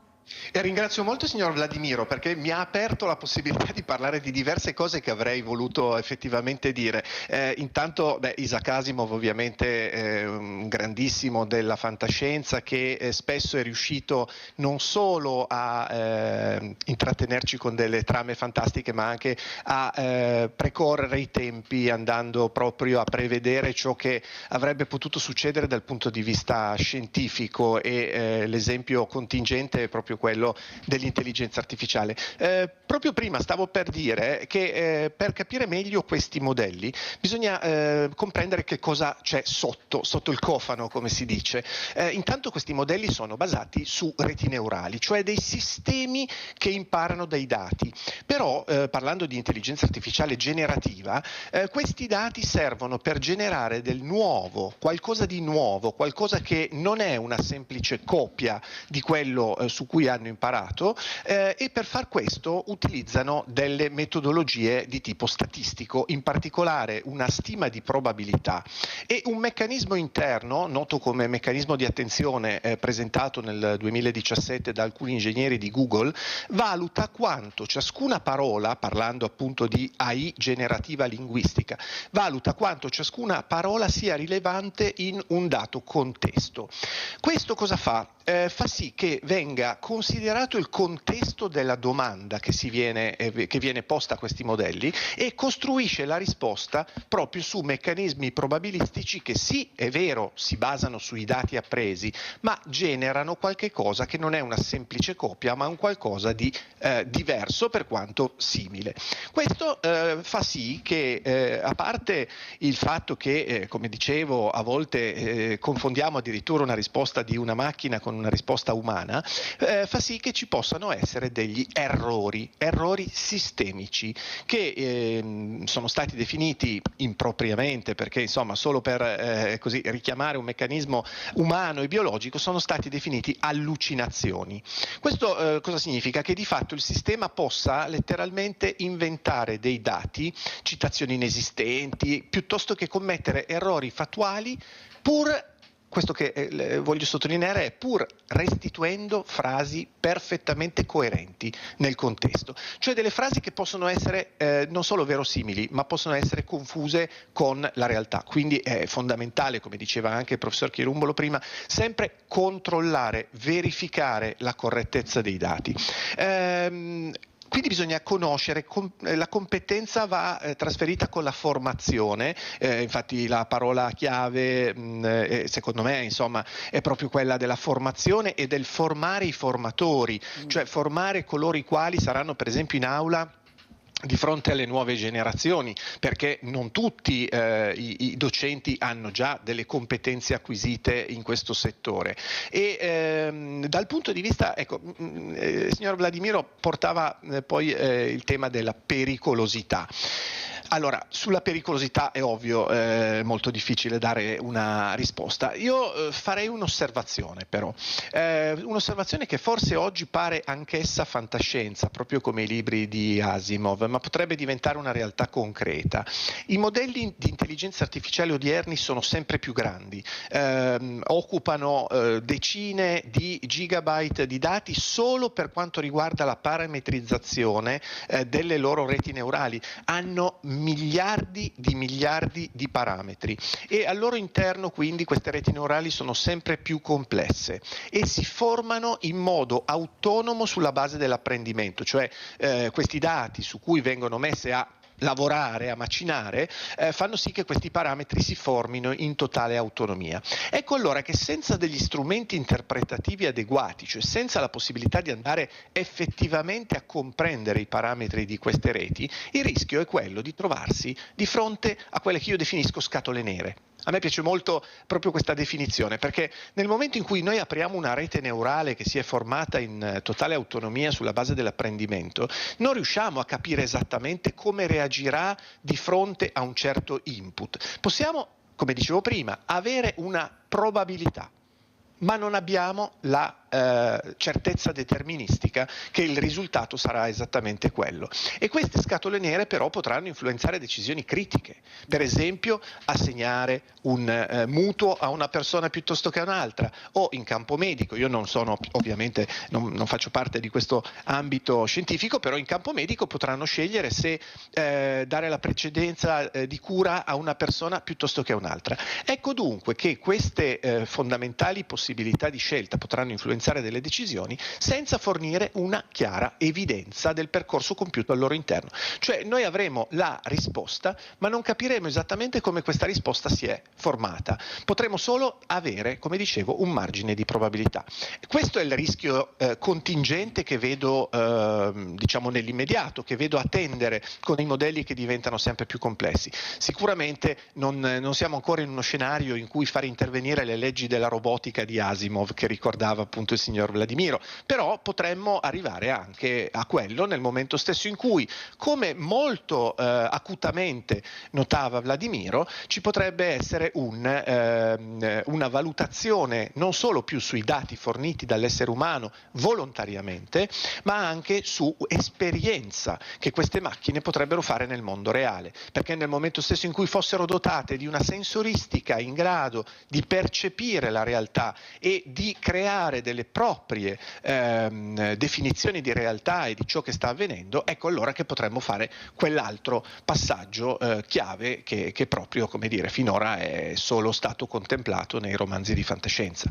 Molto chiaro, la ringrazio veramente professore Mondino, veramente sono onorata di avervi ospiti perché veramente si riesce un po' alla volta a capire qualcosa, perché è giusto. È un piacere. È giusto veramente, professore Mondino, che tutti quanti a casa, quelli che non hanno dimestichezza anche con questi strumenti, un po' alla volta, riuscire a capire la profondità di quello che ha detto lei. Il futuro è questo, non c'è niente da fare. Questo i nostri ragazzi, i futuri uomini, i futuri personaggi che popoleranno questo paese lavoreranno con questi strumenti, a casa avranno questi strumenti però è giusto anche parlarne. Allora andiamo a Trieste adesso, andiamo a vedere queste intelligenze artificiali in oncologia. Andiamo a sentire, poi sentiamo anche il professor Chirumbolo come commento. L'intelligenza artificiale applicata alla diagnostica oncologica, questo è il titolo della conferenza che si è svolta ieri pomeriggio nella sede dell'Ordine dei Medici di Piazza Goldoni e che affronta un tema delicato ma che allo stesso tempo, grazie agli sviluppi dell'intelligenza artificiale, può rappresentare una svolta nel campo della diagnostica e della cura. L'intelligenza artificiale si applica in qualsiasi disciplina. Noi abbiamo scelto appunto il campo sanitario, che sicuramente con l'intelligenza artificiale si riesce a vedere qualcosa di più di quello che può essere effettivamente la malattia, quindi si studia sicuramente un qualcosa che può essere molto più interessante. Per noi è veramente un investimento, perché la nostra associazione fa divulgazione del messaggio sanitario, quindi questa manifestazione serve proprio alle persone a conoscere l'intelligenza artificiale applicata proprio nella medicina. L'intelligenza artificiale sta rivoluzionando la diagnostica oncologica, offrendo strumenti avanzati per l'analisi delle immagini mediche e la predizione delle risposte terapeutiche. In Italia numerosi progetti testimoniano l'impegno nella ricerca in questo settore, come per esempio il progetto Deep Lung in Emilia-Romagna, che utilizza algoritmi di deep learning per migliorare la diagnosi precoce del tumore al polmone attraverso l'analisi delle TAC polmonari. In Toscana il progetto Telemo ha sviluppato un sistema di telemedicina basato sull'intelligenza artificiale per lo screening del melanoma, supportando i dermatologi nella diagnosi. L'incontro di ieri a Trieste è stato facilitato dall'interessamento del consigliere regionale Michele Olbianco di Forza Italia. Oggi l'intelligenza artificiale fa parte del nostro quotidiano vivere, ed è chiaro che la sfida che abbiamo davanti, che stiamo compiendo anche come Regione, come Direzione Centrale di Salute, come chiaramente percorso di governo della Regione, è quello di essere sul pezzo di questa sfida. Allora, professor Chirumbolo, visto che il pubblico era formato da persone diversamente giovani, che erano interessate, attente, avete capito perché Mirella invita questi ospiti? Perché anche a casa sono intrigati a capire, se qualcuno gli spiega nella maniera giusta, come state facendo voi, professor Chirumbolo, e il professore Mondino. Prego, professor Chirumbolo. Allora, intanto grazie, perché con questo servizio si è esteso l'aspetto pratico, immediatamente pratico, dell'intelligenza artificiale, che ci serve anche per capire le ricadute, l'impatto dell'intelligenza artificiale in questo caso nel campo della biomedicina, della medicina e dell'oncologia. Allora, io tratterò alcuni aspetti tecnologici dell'intelligenza artificiale utilizzata in biomedicina. Come accennavo prima, ci sono dei sistemi in grado di migliorare la diagnosi, per esempio, delle immagini. Stavo parlando appunto del fatto che esiste la tecnologia chiamata Convolutional Neural Networks, o CNN, le reti convoluzionali neurali analizzano immagini mediche come appunto la TAC, l'RMN, le mammografie, le scansioni istologiche, eccetera. Utilizzano degli algoritmi come UNet per la segmentazione di organi e tumori, ovviamente nelle TAC e in tutte le imaging, o anche algoritmi come ResNet ed FSNet per la classificazione di immagini, e questo migliora moltissimo la capacità del medico di poter andare a vedere dettagli molto piccoli che hanno a che fare ad esempio con le biopsie, con l'oncologia, e quindi di fare diagnosi molto più precise, accurate in tempi più brevi. Oppure abbiamo anche Vision Transformers, il sistema VIT, che è l'applicazione dei transformers, che sono algoritmi per il linguaggio, mi correggerà il professore Mondino, i quali sono utilizzati appunto per le immagini medicali. Oggi sono molto utilizzati per esempio per l'analisi della retina, dei polmoni o anche per le lesioni cutanee. Si parlava prima nel servizio di melanomi, no?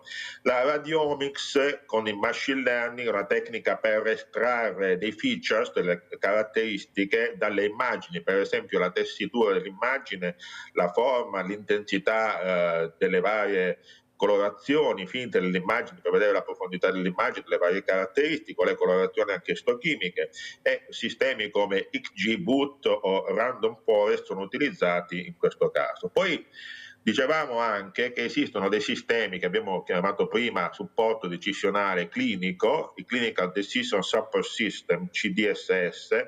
Io ho anche scritto un lavoro su questo, in cui ho cercato anche di capire bene quale sia l'impatto del CDSS in biomedicina, e le tecnologie che vengono utilizzate come il Gradient Boosting Machines, sempre con XGBoost, Light GBM e CatBoost, si analizzano in questo caso dei dati tabellari. Cosa sono? Sono praticamente le cartelle cliniche, gli esami ematochimici referti, e si può predire con questi sistemi addirittura il rischio di eventi clinici, come per esempio il rischio di eventi cardiovascolari o anche le infezioni nosocomiali, quelle in ospedale.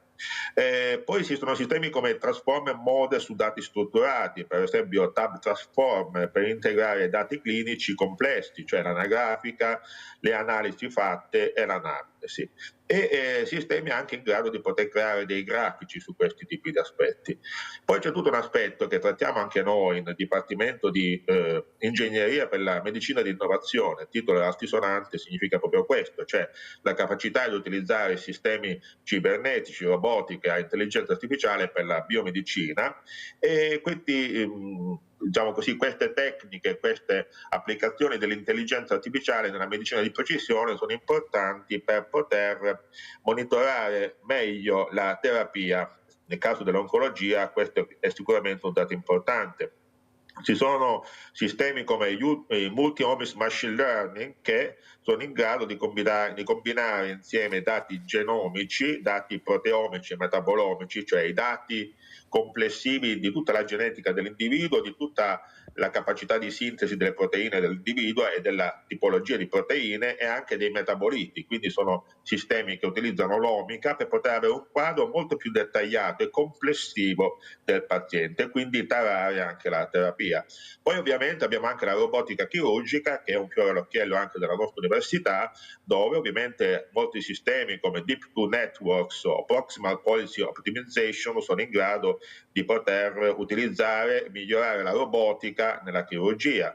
E ovviamente ci sono molte altre tecniche come il monitoraggio remoto e wearable, in grado per esempio di utilizzare la telemedicina, cioè di poter utilizzare la medicina a casa in qualche modo, o in ambiti che hanno a che fare con una certa distanza. Questo se ne è parlato tante volte anche in TV, nelle notizie, diciamo così, di comune accesso, e molti sistemi come Time Series Forecasting con LSTM, sono sistemi algoritmi dell'intelligenza artificiale, sono in grado per esempio di monitorare con analisi a distanza da smartwatch per esempio da vari sensori la frequenza cardiaca, la glicemia, l'indice di saturazione dell'ossigeno e via dicendo.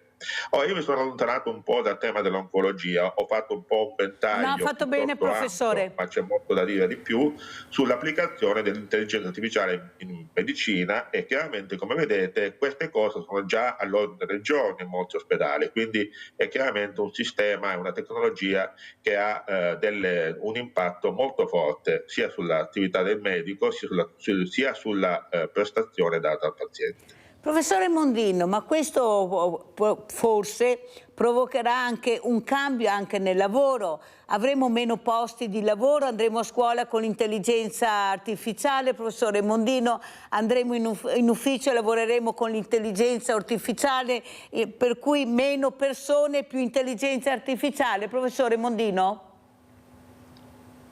Non lo vedo. Il mio grandissimo interesse dal punto di vista della ricerca, tant'è che poco più di un anno fa sono stato invitato alla Camera dei Deputati proprio per un'audizione su questa tematica, cioè sull'impatto dell'intelligenza artificiale nel mondo del lavoro. Il tema fondamentale è che ovviamente sono strumenti che sono qui per restare e non potranno che diventare sempre più pervasivi con il tempo. Il tema centrale però è quello della formazione, come dicevo prima, cioè tutti noi avremo a che fare con questi strumenti o in modo attivo o in modo passivo. Molte delle applicazioni che il professor Chirumbolo citava vedranno ovviamente gli utenti in un certo senso protagonisti in modo passivo, nel senso che queste applicazioni di tipo medico saranno utilissime per i medici dal punto di vista strumentale per migliorare le loro previsioni, in particolar modo quello che si vedeva nel filmato da Trieste sul tema oncologico, sull'imaging, sul riconoscimento delle immagini, è un qualche cosa di assolutamente fondamentale che ha a che fare esattamente con quel machine learning di cui dicevo prima, cioè con la capacità dei modelli di andare a semplificare delle immagini complesse e a identificare dei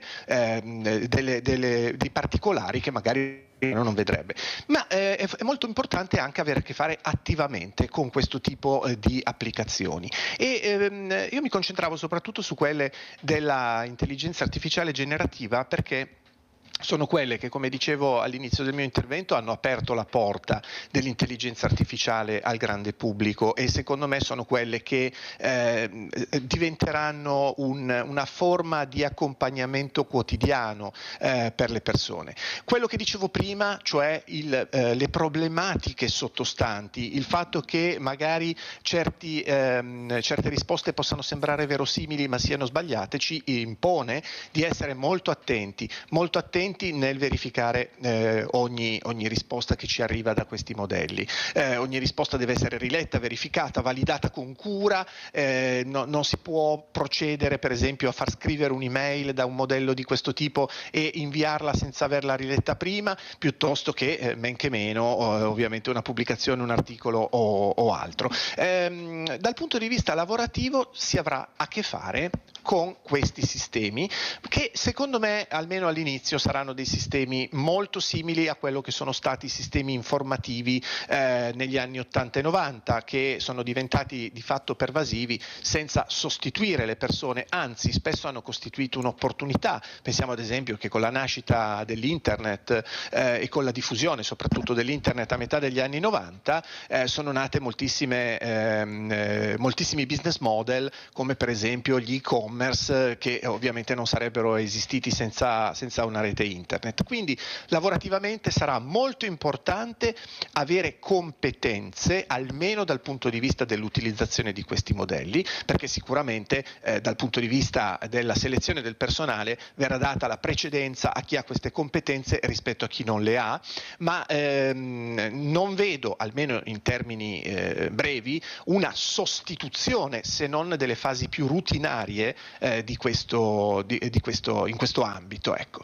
sono poi No, disponibile chiarissimo, per professore Mondino, la ulteriormente. ringrazio perché molti si erano posti questa domanda, perché giustamente bisogna spiegare le competenze che saranno fondamentali, perché sa, il furbo di turno nel mondo ce l'abbiamo sempre, dobbiamo stare anche molto attenti, vediamo anche la Cina cosa riesce a fare, perfino il fidanzatino artificiale, capisci che i nonni a casa cominciano ad aver paura quando si sentono queste cose, perciò è giusto spiegare come sta facendo lei. Si può fare con attenzione e molta competenza. E ha toccato, se mi permette, Prego. ha toccato un punto fondamentale sul fatto delle truffe, perché effettivamente questi modelli che danno grandissime potenzialità dal punto di vista dell'espressione personale, artistica addirittura, permettono anche di creare delle persone fittizie o dei sosia di persone esistenti, quelli che vengono definiti i deepfakes,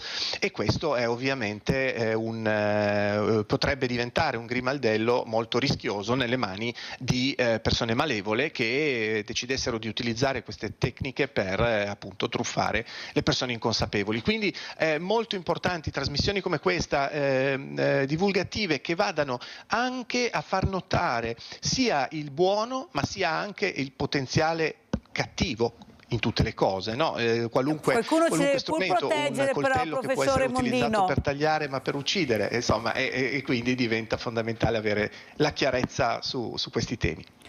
Dicevo, professore Mondino, che qualcuno ci deve anche proteggere, perché da soli di sicuro non ce la facciamo, ecco, perché, ripeto, guardate che sono tecnologie molto particolari, sofisticate, delicatissime, e bisogna stare molto attenti. Allora andiamo a vedere, e mi fa anche piacere presentarlo adesso in questo momento, il libro del professor Chirumbolo, Origine della mente. Che bello questo titolo, guardate dove ha portato la mente, all'intelligenza artificiale. Perché questo titolo e l'importanza appunto di capire l'origine della mente? Ancora non si sa, questo cervello non è stato ancora scoperto del tutto, chissà cosa scopriremo più avanti, magari grazie anche all'intelligenza artificiale. Prego, professor Chirumbolo. Testo qui volevo anticipare che ne è uscito anche un altro, il cui titolo è anche accattivante come questo, quantomeno, e il titolo è Che cos'è l'umano? Eccolo qui, grazie.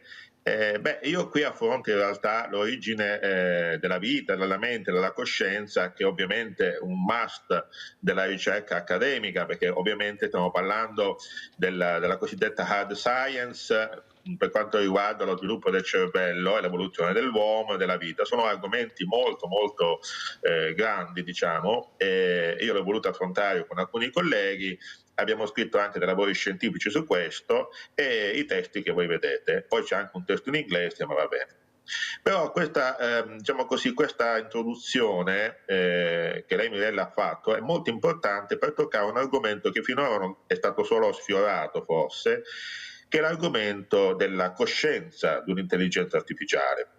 È un argomento interessante perché i neurologi, la maggior parte dei neurologi mondiali, si può fare una lista di nomi ma sarei tedioso in questo caso qui, si è sempre occupato della possibilità che un'intelligenza artificiale o comunque un sistema cibernetico robotico possa avere una coscienza.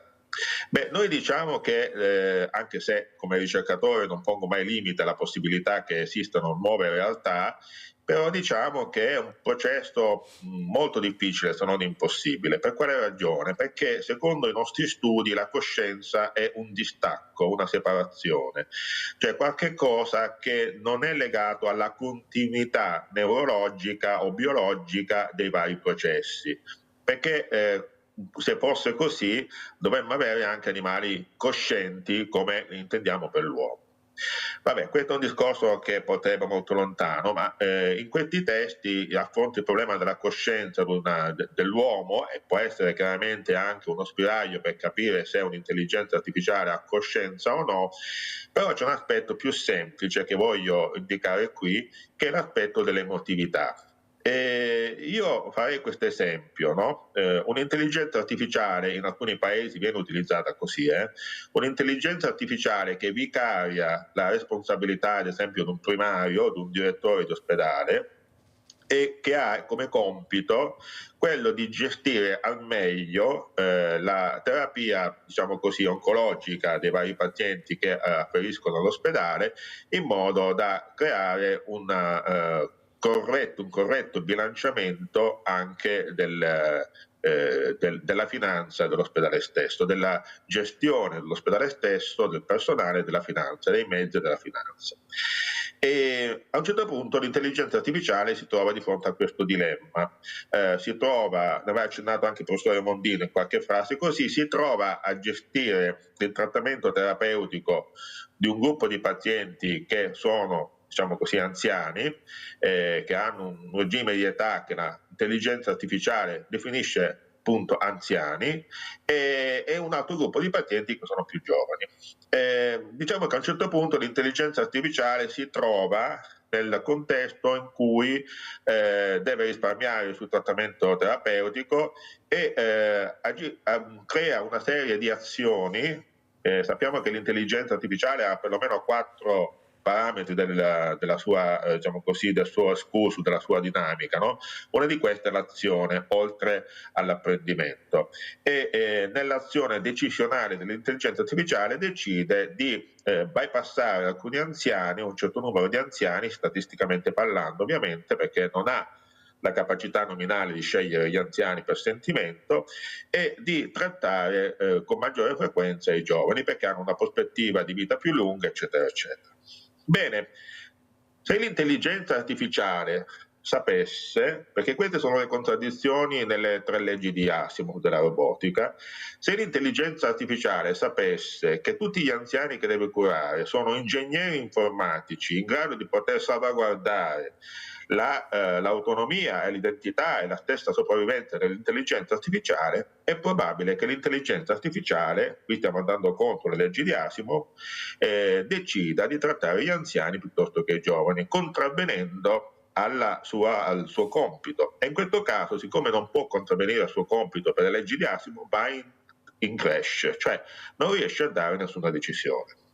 Perché ho fatto questo teatrino, questo racconto un po' teatrale? Perché nel caso dell'uomo, quello che consente all'uomo di uscire da questo impasse è l'emotività, che è una caratteristica che l'intelligenza artificiale ancora non ha. Magari in futuro avrà, non lo so. Però l'emotività permette all'uomo di gestire una situazione, diciamo, tipica di crash come quello che vediamo, cioè di conflitto razionale, logico-razionale, attraverso una soluzione, una decisione irrazionale.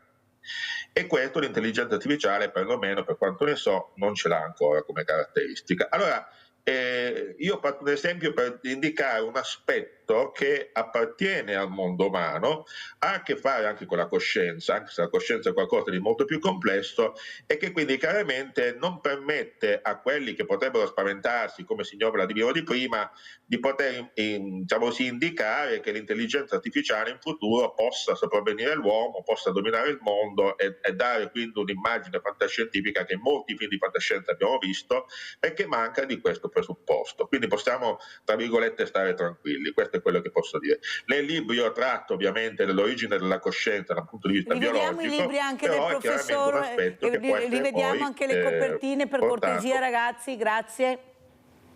Ecco, rivediamo anche i suoi libri, professor Chirumbolo, per far capire l'importanza anche di quello che sta dicendo. Prego, continui. Prego, continui. No, stavo dicendo, allora, nel caso appunto di questi testi, nell'origine della mente, che io ho scritto con altri esimi colleghi, un biologo che è Antonio Vella e Giovanni Vella che è un psicologo, abbiamo affrontato un nuovo modello in grado di poter spiegare come si origina la vita e come si è sviluppata, si è evoluta, fino a considerare la mente come un qualche cosa che non ha solo un luogo neurologico, ma un luogo molto più profondo, che si chiama self.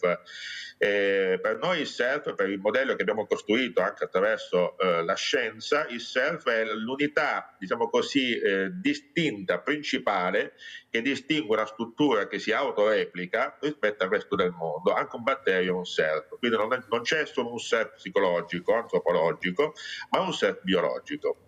Poi da qui siamo andati avanti. Devo correre perché ormai siamo quasi in chiusura, professor Chirumulo, ma forse ecco, l'invecchiamento potrà essere combattuto dall'intelligenza artificiale? Beh, è molto difficile poter rispondere a questa domanda, perché l'invecchiamento, anche per il testo che abbiamo scritto, è qualcosa che non si può fermare. Secondo me bisognerebbe, invece di parlare di anti-aging, si usa molto questo termine oggi, no? Bisognerebbe parlare di healthy aging, cioè di un invecchiamento in salute. Perché siccome l'invecchiamento non possiamo ovviamente fermarlo, credo che sia molto banale dire questo, possiamo però permettere un invecchiamento in salute, e questo è sicuramente percorribile. L'intelligenza artificiale può darci una mano su questo. Sentiamo anche il professor Marco Remondino cosa ne pensa, chissà dove si arriverà, cosa succederà. Prego, professore. Ma, io seguo con grande passione la tecnologia fin da bambino. Giusto per un aneddoto personale, quando ero proprio un bambinetto di pochi anni e mi venne regalato il Commodore 64 dai genitori, io sapendo che questo si trattava di un computer programmabile, sognavo, nella mia ingenuità, di poter proprio dialogare con questo computer e di parlargli col linguaggio naturale. Invece, pur avendo pochi anni, dovetti apprendere il linguaggio di programmazione BASIC, che era quello del Commodore 64, e poi da lì come dire, ho iniziato a impararne molti altri. Però la speranza che io 40 anni fa avevo relativamente al Commodore 64 oggi si è concretizzata. Possiamo effettivamente chiedere a un modello di linguaggio, un large language model come quelli di cui parlavo prima, di intelligenza artificiale generativa, possiamo chiedergli di scrivere lui stesso del codice informatico, per esempio in Python, per esempio in C++,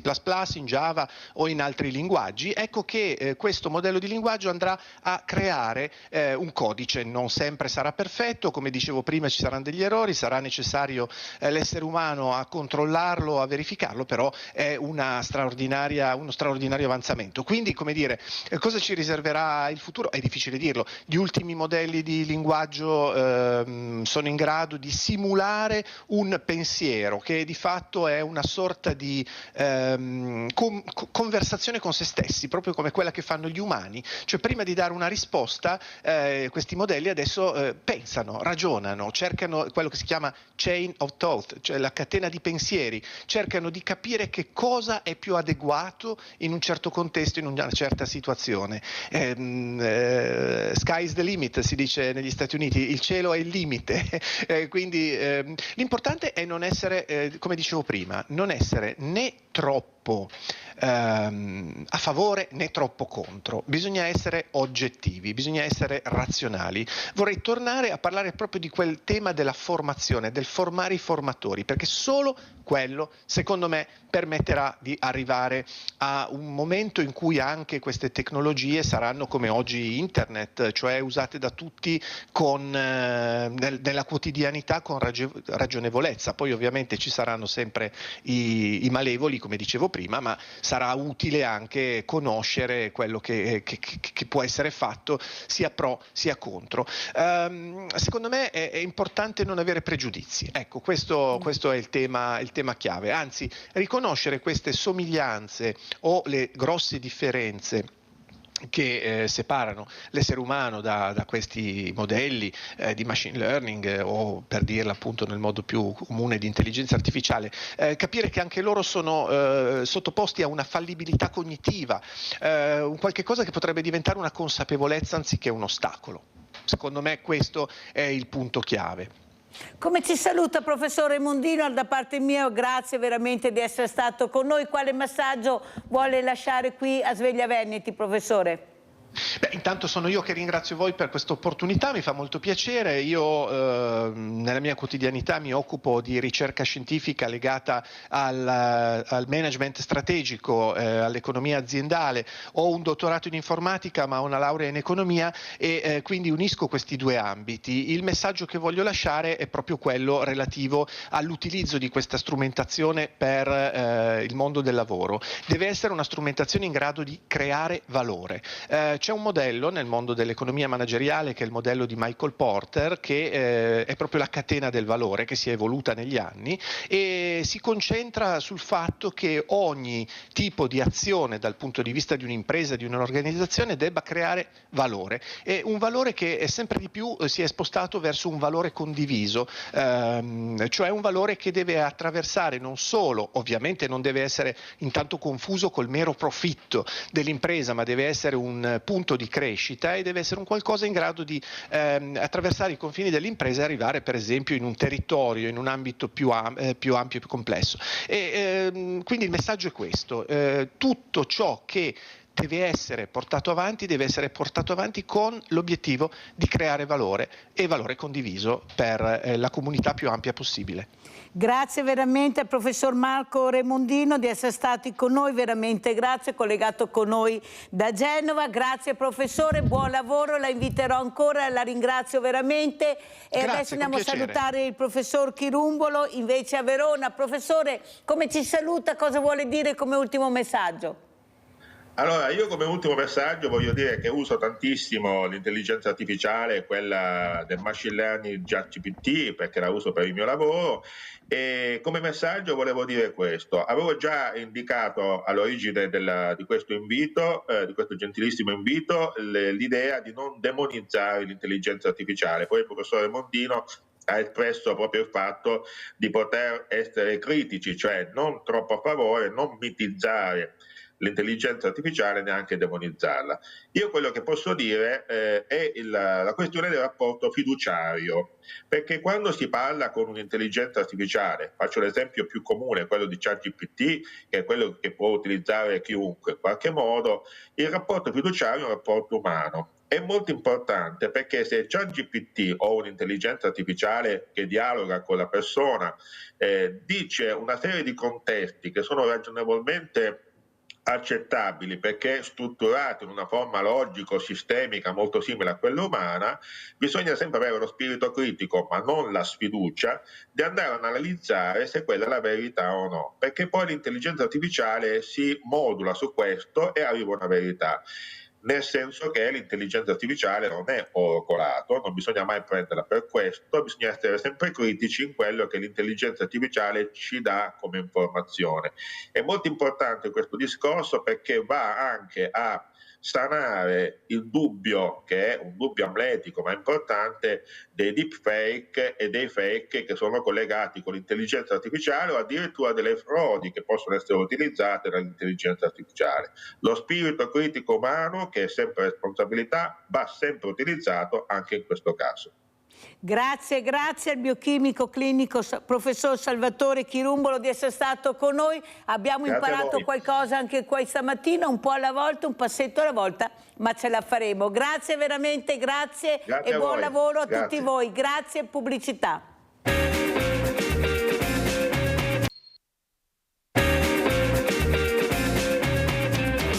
Presento un altro ospite graditissimo, abbiamo in presenza Fabio Vettori, presidente ATS. Fermi tutti. Buongiorno. Buongiorno presidente, spieghiamo, è una partecipata. Sapete quanto io ci tenga a tenervi informati, cosa sono, cosa fanno, soprattutto i numeri, perché sono numeri importanti. Prego presidente. Grazie. Allora, come diceva la signora Mirella, se posso darle del tu naturalmente. Mancherebbe presidente. La società Alto Trevigiano Servizi è una partecipata di 51 comuni della destra Piave. 51 comuni. Che sostanzialmente sono loro che dettano la programmazione della società Alto Trevigiano Servizi. Noi come consiglio di amministrazione, e io ho l'onore di presiederlo, recepiamo quelle che sono le volontà di tutti i comuni e cerchiamo naturalmente di esaudirle queste volontà. Naturalmente anche sempre in funzione di quelle che sono le disponibilità economiche, anche per non agire troppo sulla tariffa, sul quale dopo magari entreremo un po' in merito. Quindi, come dicevo, ho partecipato di 51 comuni, abitanti e residenti sono 500.000 e serviamo 250.000 utenze tra acquedotto e fognatura. Gestiamo ben 1.600 km di rete fognaria e quasi 5.000 km di rete acquedottistica. Cerchiamo anche naturalmente di rendere il più possibile l'acqua che esce dai nostri rubinetti sicura, ed è per questo che ci sono campionature di quasi 1500 all'anno distribuite sui 51 comuni. Devo dire che la nostra acqua, almeno per ora, è sicura, anche perché appunto queste analisi ce lo dicono, e cercheremo anche nel futuro di essere sempre molto attenti in modo tale che i nostri cittadini possano bere dell'acqua sicura e buona. Presidente, l'acqua è buona, ma gli acquedotti come sono presi? Gli acquedotti hanno bisogno di manutenzione e di sostituzione anche naturalmente. Purtroppo le perdite le abbiamo anche noi nelle nostre reti acquedottistiche, in alcuni casi arrivano anche a punta del 30-40% e quindi sono perdite considerevoli. Purtroppo però sostituire anche un metro di tubazioni di acquedotto purtroppo costa 300 euro, che sembrano pochi su un metro, ma se sostituiamo un chilometro sono 300.000 euro, e noi ci siamo impegnati di sostituire circa 60 chilometri all'anno di reti acquedottistiche, naturalmente quelle che sono da sostituire, e quindi è un investimento di circa 18 milioni di euro all'anno, quindi sono soldi per i nostri cittadini, perché noi dobbiamo avere la consapevolezza che sono soldi dei cittadini e quindi devono essere amministrati il meglio possibile. Devo dire che si sta chiudendo anche un triennio del nostro Consiglio di amministrazione, il 22-24, un triennio che ha visto la nostra società calare nel territorio 130 milioni di euro di investimenti tra acquedotti e fognature, più o meno ripartiti in 65 milioni di acquedotti e 25 milioni di fognature, principalmente sui 130, poi ci sono anche altri investimenti. Quindi in questo periodo devo dire che la società ha lavorato bene, ha cercato naturalmente di esaudire quelli che sono i desiderata dei nostri sindaci dei 51 comuni, cercando anche di non alzare troppo la tariffa, insomma. Come bilancio come si è chiuso il 2024? Allora, il 2024 si è chiuso con un attivo di 2.500.000 euro che andremo a reinvestire nel territorio. Perciò un bilancio positivo? Sì, bilancio positivo. Sì. Che fa ben sperare. Sì, allora il nostro bilancio deriva dalla tariffa che è di 2,85 euro al metro cubo, di metro cubo naturalmente di acquedotto e di fognatura, che tradotti in spiccioli significa per una famiglia di 3 persone che consuma circa 140 metri cubi all'anno, sono bollette annuali che vanno intorno ai 350-400 euro. Possono sembrare bollette, diciamo così, elevate, però se le paragoniamo alle bollette elettriche o del gas siamo ancora molto lontani.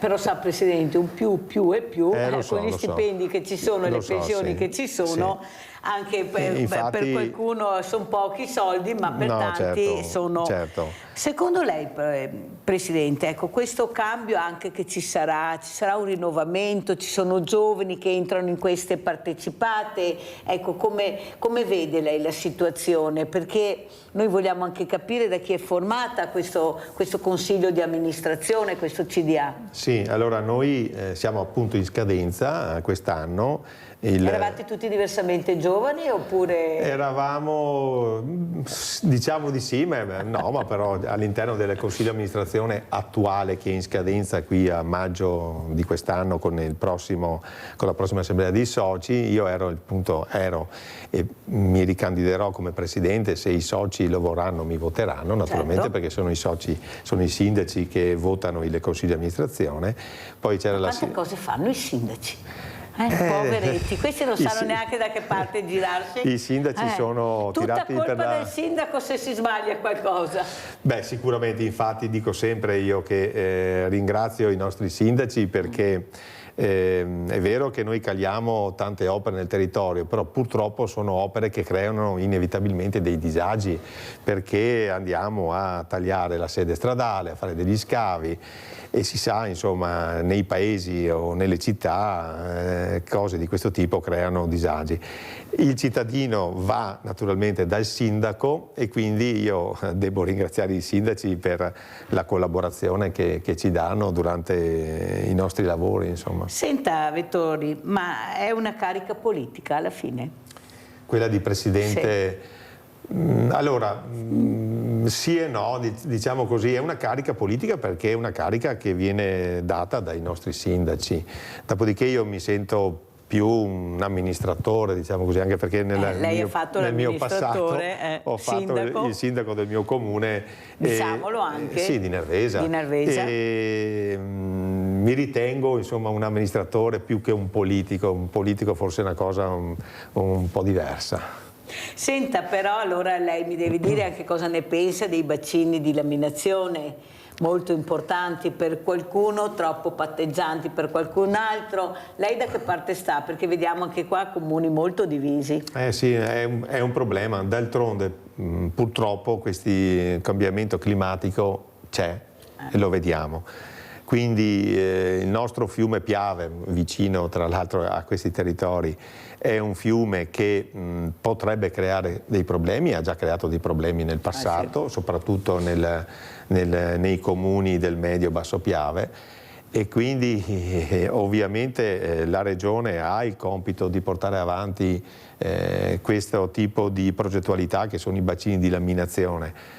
Certo che, come sempre sa, nessuno vorrebbe il classico, come si può dire, bacino di laminazione nel proprio comune o in adiacenza, però è una cosa che penso che vada, come si può dire, ponderata, e io sono sicuro che i nostri sindaci troveranno la quadra con i dirigenti regionali. Cos'è che la preoccupa di più, Presidente, dopo aver appunto avuto questo bilancio, anche se è in positivo, quello che la preoccupa di più? Allora, quello che mi preoccupa di più è naturalmente cercare di mantenere questo livello di investimenti che il nostro territorio ne ha necessità, e do altri 3 numeri. Noi nel 2022 abbiamo investito 41 milioni di euro nel territorio, nel 23 44, nel 24 50, quindi siamo andati in crescita. E abbiamo fatto investimenti per 104 euro per abitante contro una media nazionale che è di 70-80 euro per abitante, quindi importante come investimenti. E mantenere questo livello di investimenti cercando di tenere la tariffa ferma non è semplice, infatti nei prossimi anni chiunque sarà il prossimo consiglio di amministrazione o il prossimo presidente di questa società avrà il compito anche di tenere, come si può dire, un po' calmierati questi investimenti per non andare a gravare poi sulle tasche dei cittadini, insomma. Abbiamo Claudio da Roano, vai Claudio. Da Marano. Ah, ma ecco, parevami strana sta roba, vai Claudio. Sì, volevo cortesemente proporre un'idea, che è un'idea e non è neanche stata un'idea nuova. Però in America, in città come New York, hanno il tunnel servizi. Questi tunnel evitano di spaccare la strada ogni volta che c'è da intervenire, perché il costo è anche quello di spaccare la strada, scavare e richiudere la strada. E quando è che si comincerà a fare dei pezzi da 5-6 metri di tunnel servizi in prefabbricato, e poi mettete giù il prefabbricato sul terreno e non so se ho reso l'idea. Questo è il futuro, perché se si continua ad aprire la strada e a rispaltare si spendono un sacco di energie. Piuttosto andiamo a creare dei tunnel servizi come è a New York, prefabbricati, e penso che sia una bella idea. Insomma, buona giornata. Allora salutiamo Claudio da Marano Vicentino, prego Presidente. Sì, l'idea non è sbagliata. No. Di fatto noi nella città di Treviso, dove stiamo investendo per realizzare nuove fognature all'interno del centro storico, stiamo utilizzando una tecnologia simile, che è quella del microtunneling, che ci permette da dei pozzi che vengono realizzati in diverse zone, pozzi con una profondità di 12 metri, ci ha permesso di passare sotto il Sile, quindi senza essere troppo invasivi. Diciamo che questa tecnologia, che comunque è una tecnologia che costa, è una tecnologia da usare in territori particolari. Non dappertutto. Nei paesi direi ancora no, perché nei centri storici il rapporto costi-benefici non c'è, ma nei centri storici sicuramente sì. Anche perché è meno impattante, meno invasiva e crea molto meno problemi. Andiamo a vedere proprio questo polo logistico ATS, andiamo a Treviso e poi lo commentiamo. Un ampliamento dedicato alla custodia dei mezzi della società Alto Trevigiano Servizi, ma c'è anche una piccola area ristoro per i dipendenti, uno spogliatoio e un'infermeria. 1.300.000 euro l'investimento di ATS per il completamento dell'opera. Un nuovo tassello a Montebelluna che si aggiunge al polo, punto strategico per la logistica territoriale e regionale che potenzierà ulteriormente la capacità infrastrutturale e funzionale del polo stesso. Una zona baricentrica perché da qui, grazie alla Feltrinea e grazie alla Pedemontana Veneta, consente di raggiungere in poco tempo tutto il territorio gestito, un'opera fondamentale che consente di ampliare quello che era il capannone esistente con un altro stralcio che poi vedrà altri sviluppi in futuro. Il nuovo intervento ha interessato un'area complessiva di circa 7.000 metri quadrati, completamente riqualificata per garantire funzionalità, efficienza e sostenibilità.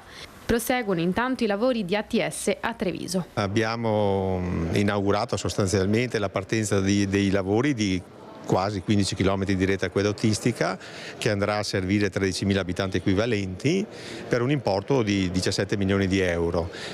All'interno di questi c'è il quartiere San Liberale dove vengono investiti 4 milioni di euro per 6 km di rete, se non ricordo male, e un allacciamento di 2.000 abitanti equivalenti. La città Giardino dove investiamo 3 milioni e 200.000 euro con un allacciamento per circa 3.750 abitanti equivalenti, anche lì con 6 km di rete. Siamo a più di metà dell'avanzamento lavori, la prossima settimana inizieremo con una nuova fase che proseguirà nei tempi previsti così da creare meno disagio agli utenti sfruttando appunto quelle che sono le chiusure pasquali e i ponti festivi relativi. Come commenta questo servizio, Presidente? È una soddisfazione da parte del Consiglio di amministrazione di aver appunto raggiunto questi obiettivi. A parte il magazzino che poi è un ricovero dei nostri autoveicoli. Belli, nuovi abbiamo visto. Perché vanno tenuti in ordine e manutentati, perché c'è la necessità naturalmente di parecchi interventi, parecchie manutenzioni. Su Treviso devo dire che noi stiamo investendo parecchi milioni di euro, ma essendo la città capoluogo naturalmente è un nostro dovere investire nella nostra città.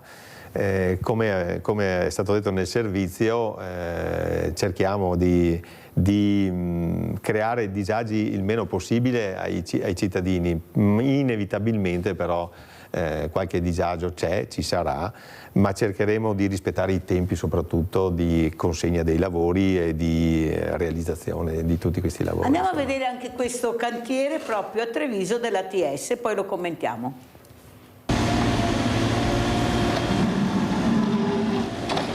Quasi 17 milioni di euro di investimento, 15 chilometri di rete idrica e fognaria e 13.000 trevigiani allacciati all'impianto di depurazione. Un progetto, quello di ATS Comune di Treviso, per la realizzazione della rete fognaria che vedrà entro la fine del 2025 il completamento di tutti e 14 cantieri avviati e che coinvolge l'intera città, quartieri e centro storico. San Liberale, Città Giardino, Fonderia, Ponte Ottavi, Ponte della Gobba, via Castagnole, via Zermanese. I principali interventi in corso di ultimazione nell'area ovest di Treviso. I due lavori principali che abbiamo fatto nel Comune di Treviso è il quartiere San Liberale, dove è l'investimento di circa 4 milioni di euro per 2.000 abitanti equivalenti allacciati, 6 km di rete, e poi anche la città Giardino, altro importante intervento fra questi, che è di 3 milioni e 200.000 euro circa per 3.750 abitanti equivalenti allacciati, anche qui circa 6 km di rete.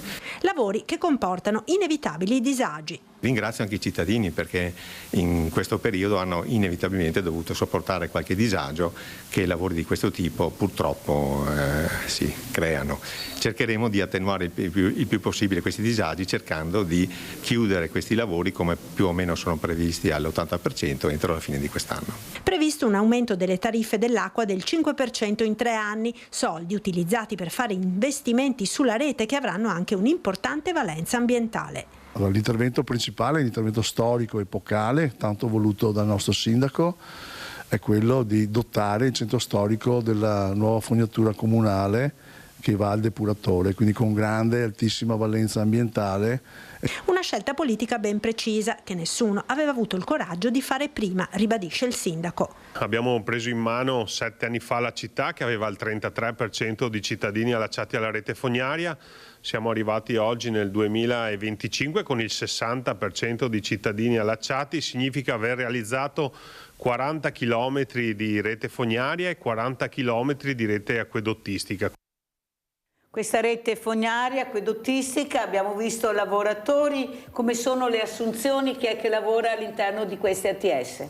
Beh, noi all'interno di ATS abbiamo una struttura composta da 300 persone, avete capito? Delle quali 100-120 sono persone che lavorano quotidianamente sulla strada, e anzi io devo ringraziare gli operai perché di fatto sono gli operai che poi traducono sulla strada. Italiani o stranieri, Presidente?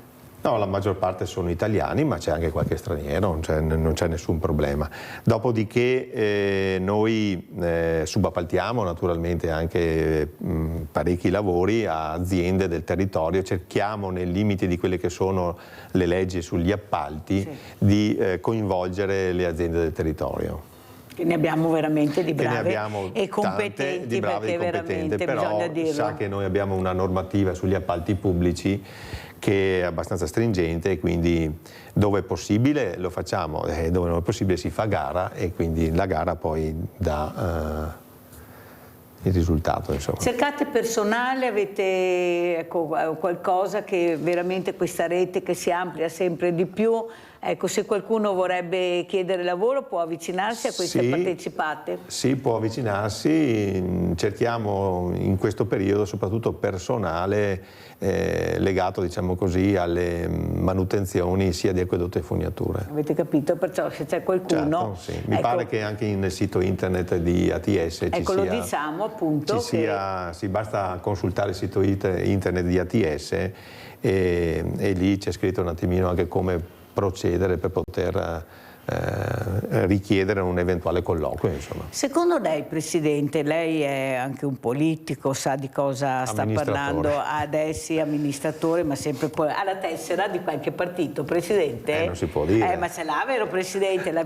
lo sa che ce l'ha, per questo l'ho detto, perché funziona così.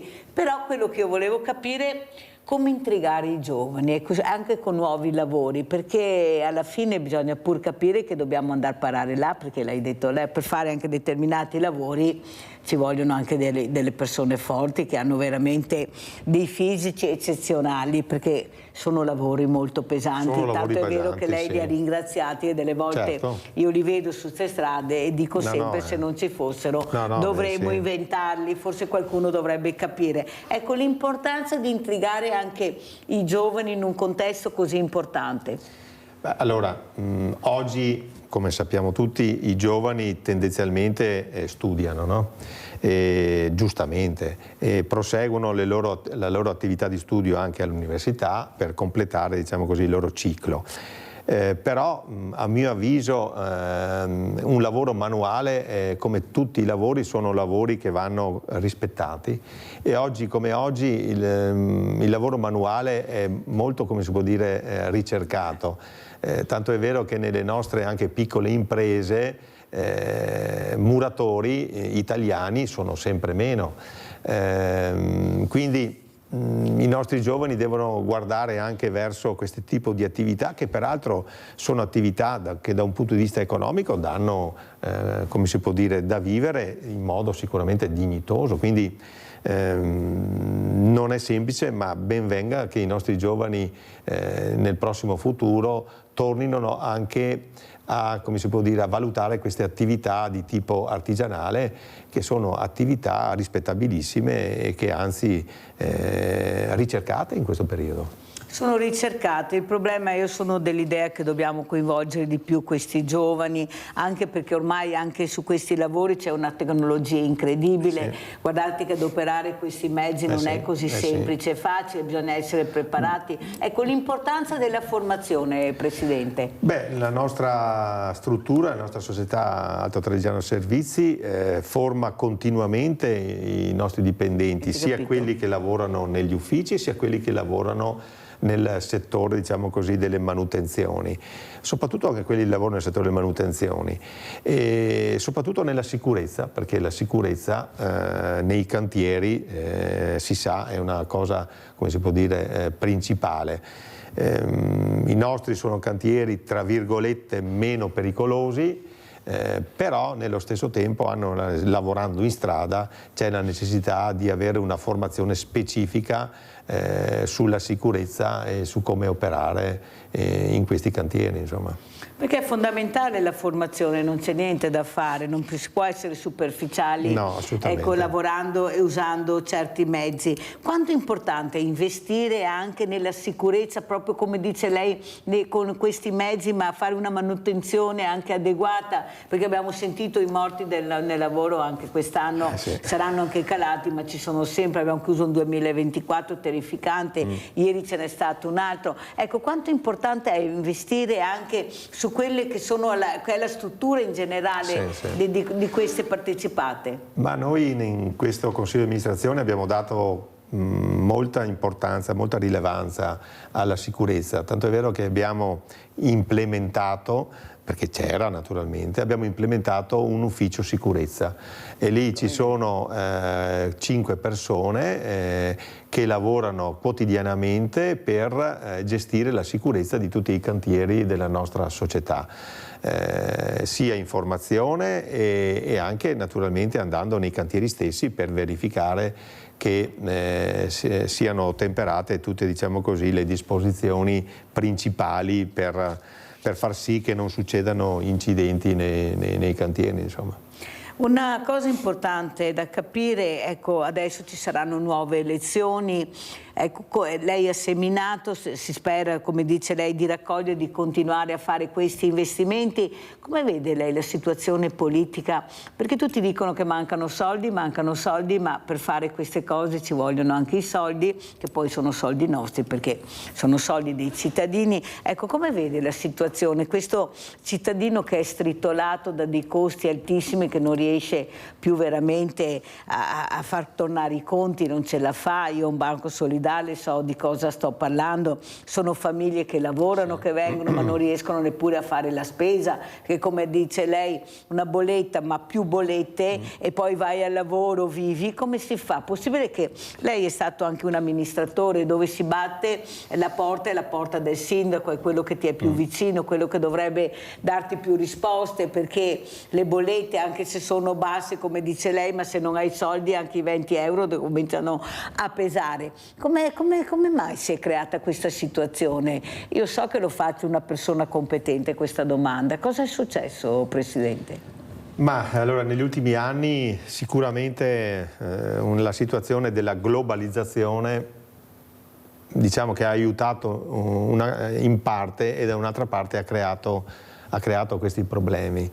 Come sopperire a questo? Allora io nel mio piccolo, quando ero sindaco, naturalmente ricevevo spesso persone in difficoltà e in qualche modo riuscivamo, diciamo così, ad aiutare queste famiglie, perché si percepiva naturalmente la difficoltà. Dopodiché molte nostre famiglie hanno, come si può dire, anche una dignità e un orgoglio personale, hanno anche qualche timore di venire a bussare alla porta del sindaco del comune per chiedere un aiuto. E allora noi avevamo istituito un ufficio, implementato un ufficio dei servizi sociali per tenere un po' monitorato il territorio in modo tale che questo ufficio riuscisse a capire le famiglie in difficoltà e andasse direttamente a capire che cosa si poteva fare.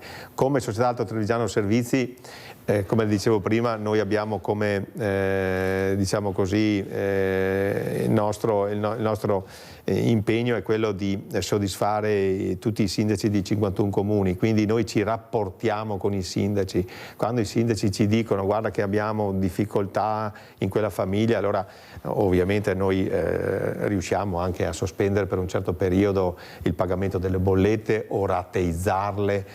Cerchiamo di venirli incontro in questo modo, dopodiché è vero, in questo momento probabilmente gli stipendi non sono, come si può dire, adeguati a tutte le spese che deve affrontare una famiglia, a partire dalle bollette per poi andare a finire anche sulla spesa quotidiana. La soluzione io sinceramente non saprei.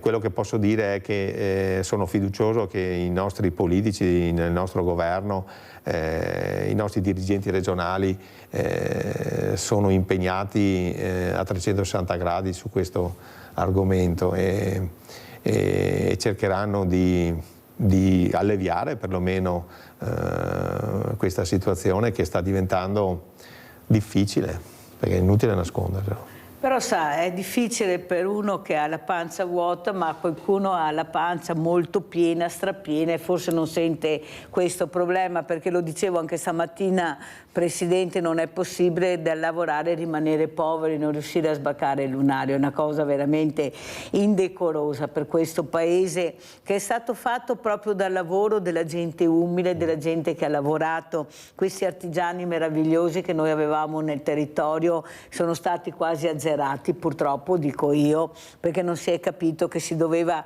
come diceva prima all'inizio della trasmissione, ho avuto Vendrame della Confartigianato, e lui ha detto una cosa molto importante: bisogna ritornare indietro, iniziare un'altra volta dal piccolo, dare spazio al piccolo e ricreare quello che era stato fatto. Lei è d'accordo, Presidente?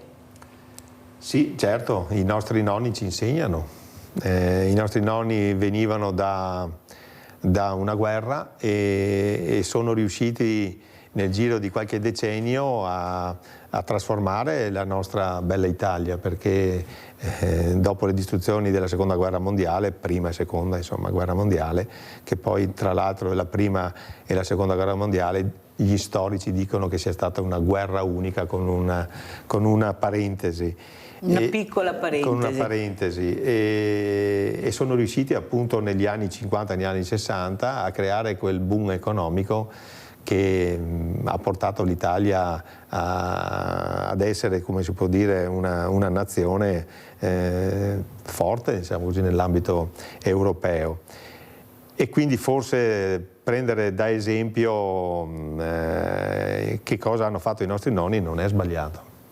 Non è sbagliato, no. Anche se la tecnologia va avanti e ci porta a altre sfide. Se non sbaglio, lei prima ha parlato di intelligenza artificiale, e anche lì è una sfida, sì, molto importante, insomma. Quello che non è artificiale è la fragilità di questo territorio, non c'è niente da fare, bisogna investire sul territorio. Sì. Andiamo a vedere cosa ha detto, andiamo a Belluno, l'assessore alla protezione civile Bottacci. Sentiamo, poi commentiamo.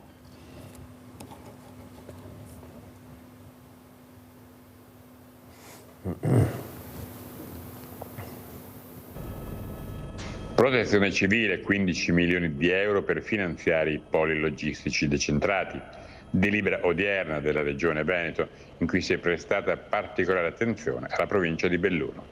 15 milioni di euro in una delibera che abbiamo approvato questa mattina in Giunta e che serviranno per migliorare la logistica della protezione civile regionale, di tutto il nostro sistema regionale. L'obiettivo è quello di incrementare l'efficienza del servizio regionale di protezione civile. La Regione Veneto ha ritenuto opportuno finanziare il potenziamento dei poli logistici regionali decentrati in modo da garantire spazi per il ricovero di materiali, mezzi e attrezzature, oltre che adoperarsi per l'implementazione delle sale operative per la gestione delle emergenze. Ovviamente anche la provincia di Belluno è particolarmente interessata, visto e considerato che soprattutto le aree più periferiche come Belluno diventano assolutamente interessate ad avere una risposta immediata, tempestiva ai cittadini. Ecco che con la provincia di Belluno abbiamo avviato un'interlocuzione già da tempo affinché la provincia individui un'area per realizzare questo tipo di polo logistico. Speriamo che la provincia lo individui nel più breve tempo possibile, visto che le interlocuzioni durano da tempo.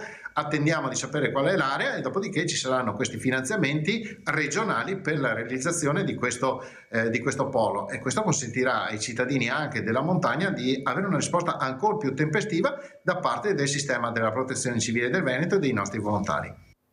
È d'accordo su quello che ha detto l'assessore Bottacin? Certamente la protezione civile va potenziata, soprattutto appunto in riferimento ai cambiamenti di clima che stiamo vivendo in questo periodo, che generano delle problematiche sui nostri territori. Io ricordo appunto anche come esperienza che ho avuto nel mio comune di Nervesa il Covid, e la protezione civile in tutti i comuni peraltro ha dato una grossa mano in quel periodo, e quindi se ogni comune è dotato di una protezione civile, qui naturalmente stiamo parlando di un coordinamento regionale ad alto livello, sono aiuti fondamentali per la cittadinanza, perché quando succede un disastro è evidente che il cittadino rimane tra virgolette spaesato, perché se gli succede che la casa oppure che gli arriva il fango, purtroppo come abbiamo visto recentemente a 1 metro dal pavimento, che significa buttare via tutto. Quindi immagino solo qual è in quel momento il sentimento della persona che perde tutto, perché perde tutto, e vede allora nel primo soccorso della protezione civile vede anche un po' di speranza, di aiuto. Questo aiuto veramente, che con questo clima, con questo cambiamento climatico non è da stare veramente tranquilli. Ma quello che la gente si domanda, ma c'è questa manutenzione nei fiumi, nei canali? Perché noi quando poi vengono questi periodi di siccità ne vediamo di tutti i colori. Come funziona, Presidente? Perché qua si passano tutti il cerino, il parco, e l'ente e la partecipata, ma alla fine chi rimane col cerino in mano è quello che capita il disastro. Cittadino, sì. Allora, io parlando di ATS, di partecipata, noi abbiamo, come si può dire, l'obbligo di manutentare gli acquedotti, le fognature nere, non quelle meteoriche, e i depuratori. La manutenzione delle fognature meteoriche, che sono poi quelle che salvano il cittadino da eventuali allagamenti, sono in capo ai comuni.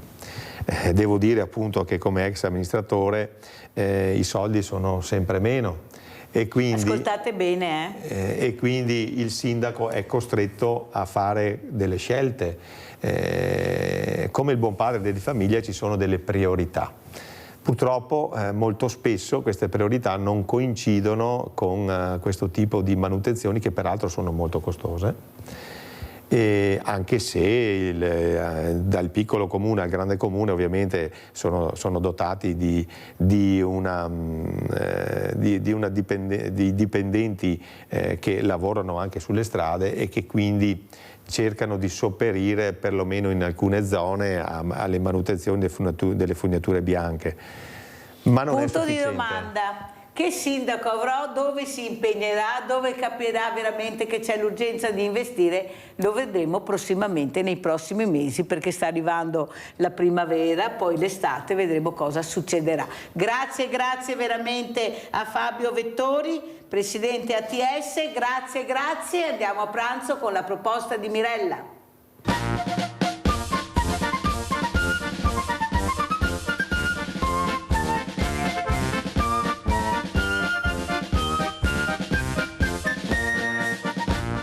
Bentornati, oggi siamo in compagnia con dei dolcetti fritti alla cannella.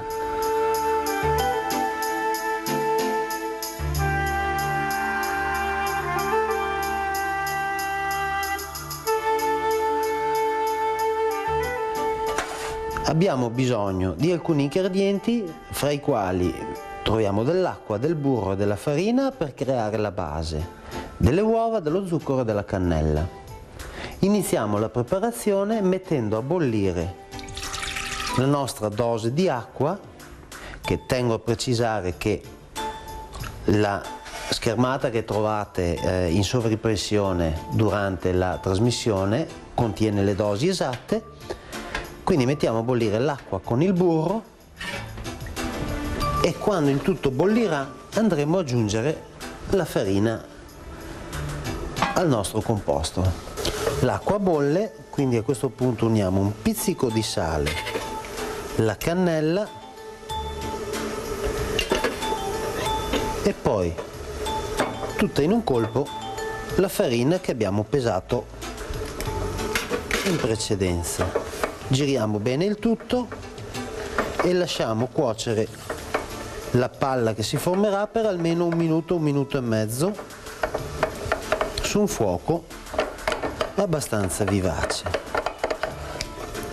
Eccoci, il nostro impasto si è cotto, quindi con l'impasto ancora ben caldo aggiungiamo lo zucchero, giriamo un attimino in modo che si incorpori ben bene e poi uniamo le uova una alla volta.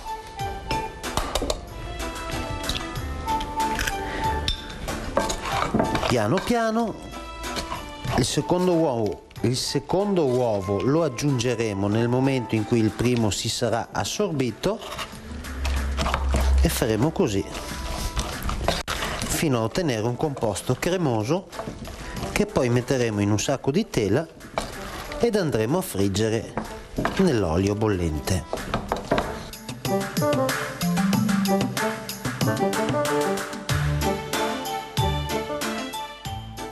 Ecco, vedete, l'impasto è abbastanza denso, quindi ora lo lasciamo raffreddare un paio di minuti e dopo andremo a metterlo nel nostro sacco. Accendiamo l'olio della friggitrice e andiamo a friggere questi dolcetti alla cannella aiutandoci con una forbice per tagliare i pezzettini che andremo a friggere.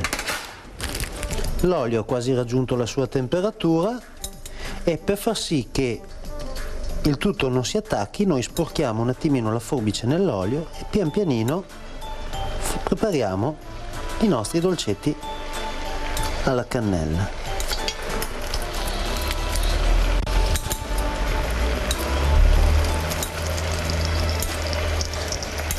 Eccolo qui. Giriamo con delicatezza.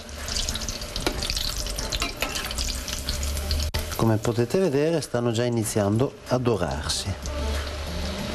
Un paio di minuti e poi con l'aiuto della schiumarola andremo ad appoggiarli su un foglio di carta assorbente e poi prepareremo il nostro piattino.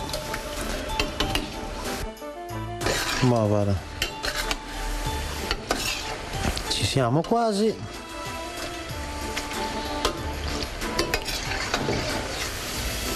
Eccoci qui. Dopo che li abbiamo scolati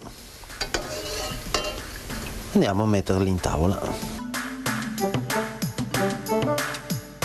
Eccoci qui. Prendiamo i nostri dolcetti alla cannella, li mettiamo in una ciotolina. Sono belli croccanti, hanno un profumo buonissimo. Una bella spolveratina di zucchero a velo, 2 stuzzicadenti perché i nostri amici possano servirsi e io direi che sono da assaggiare. Buoni, buoni.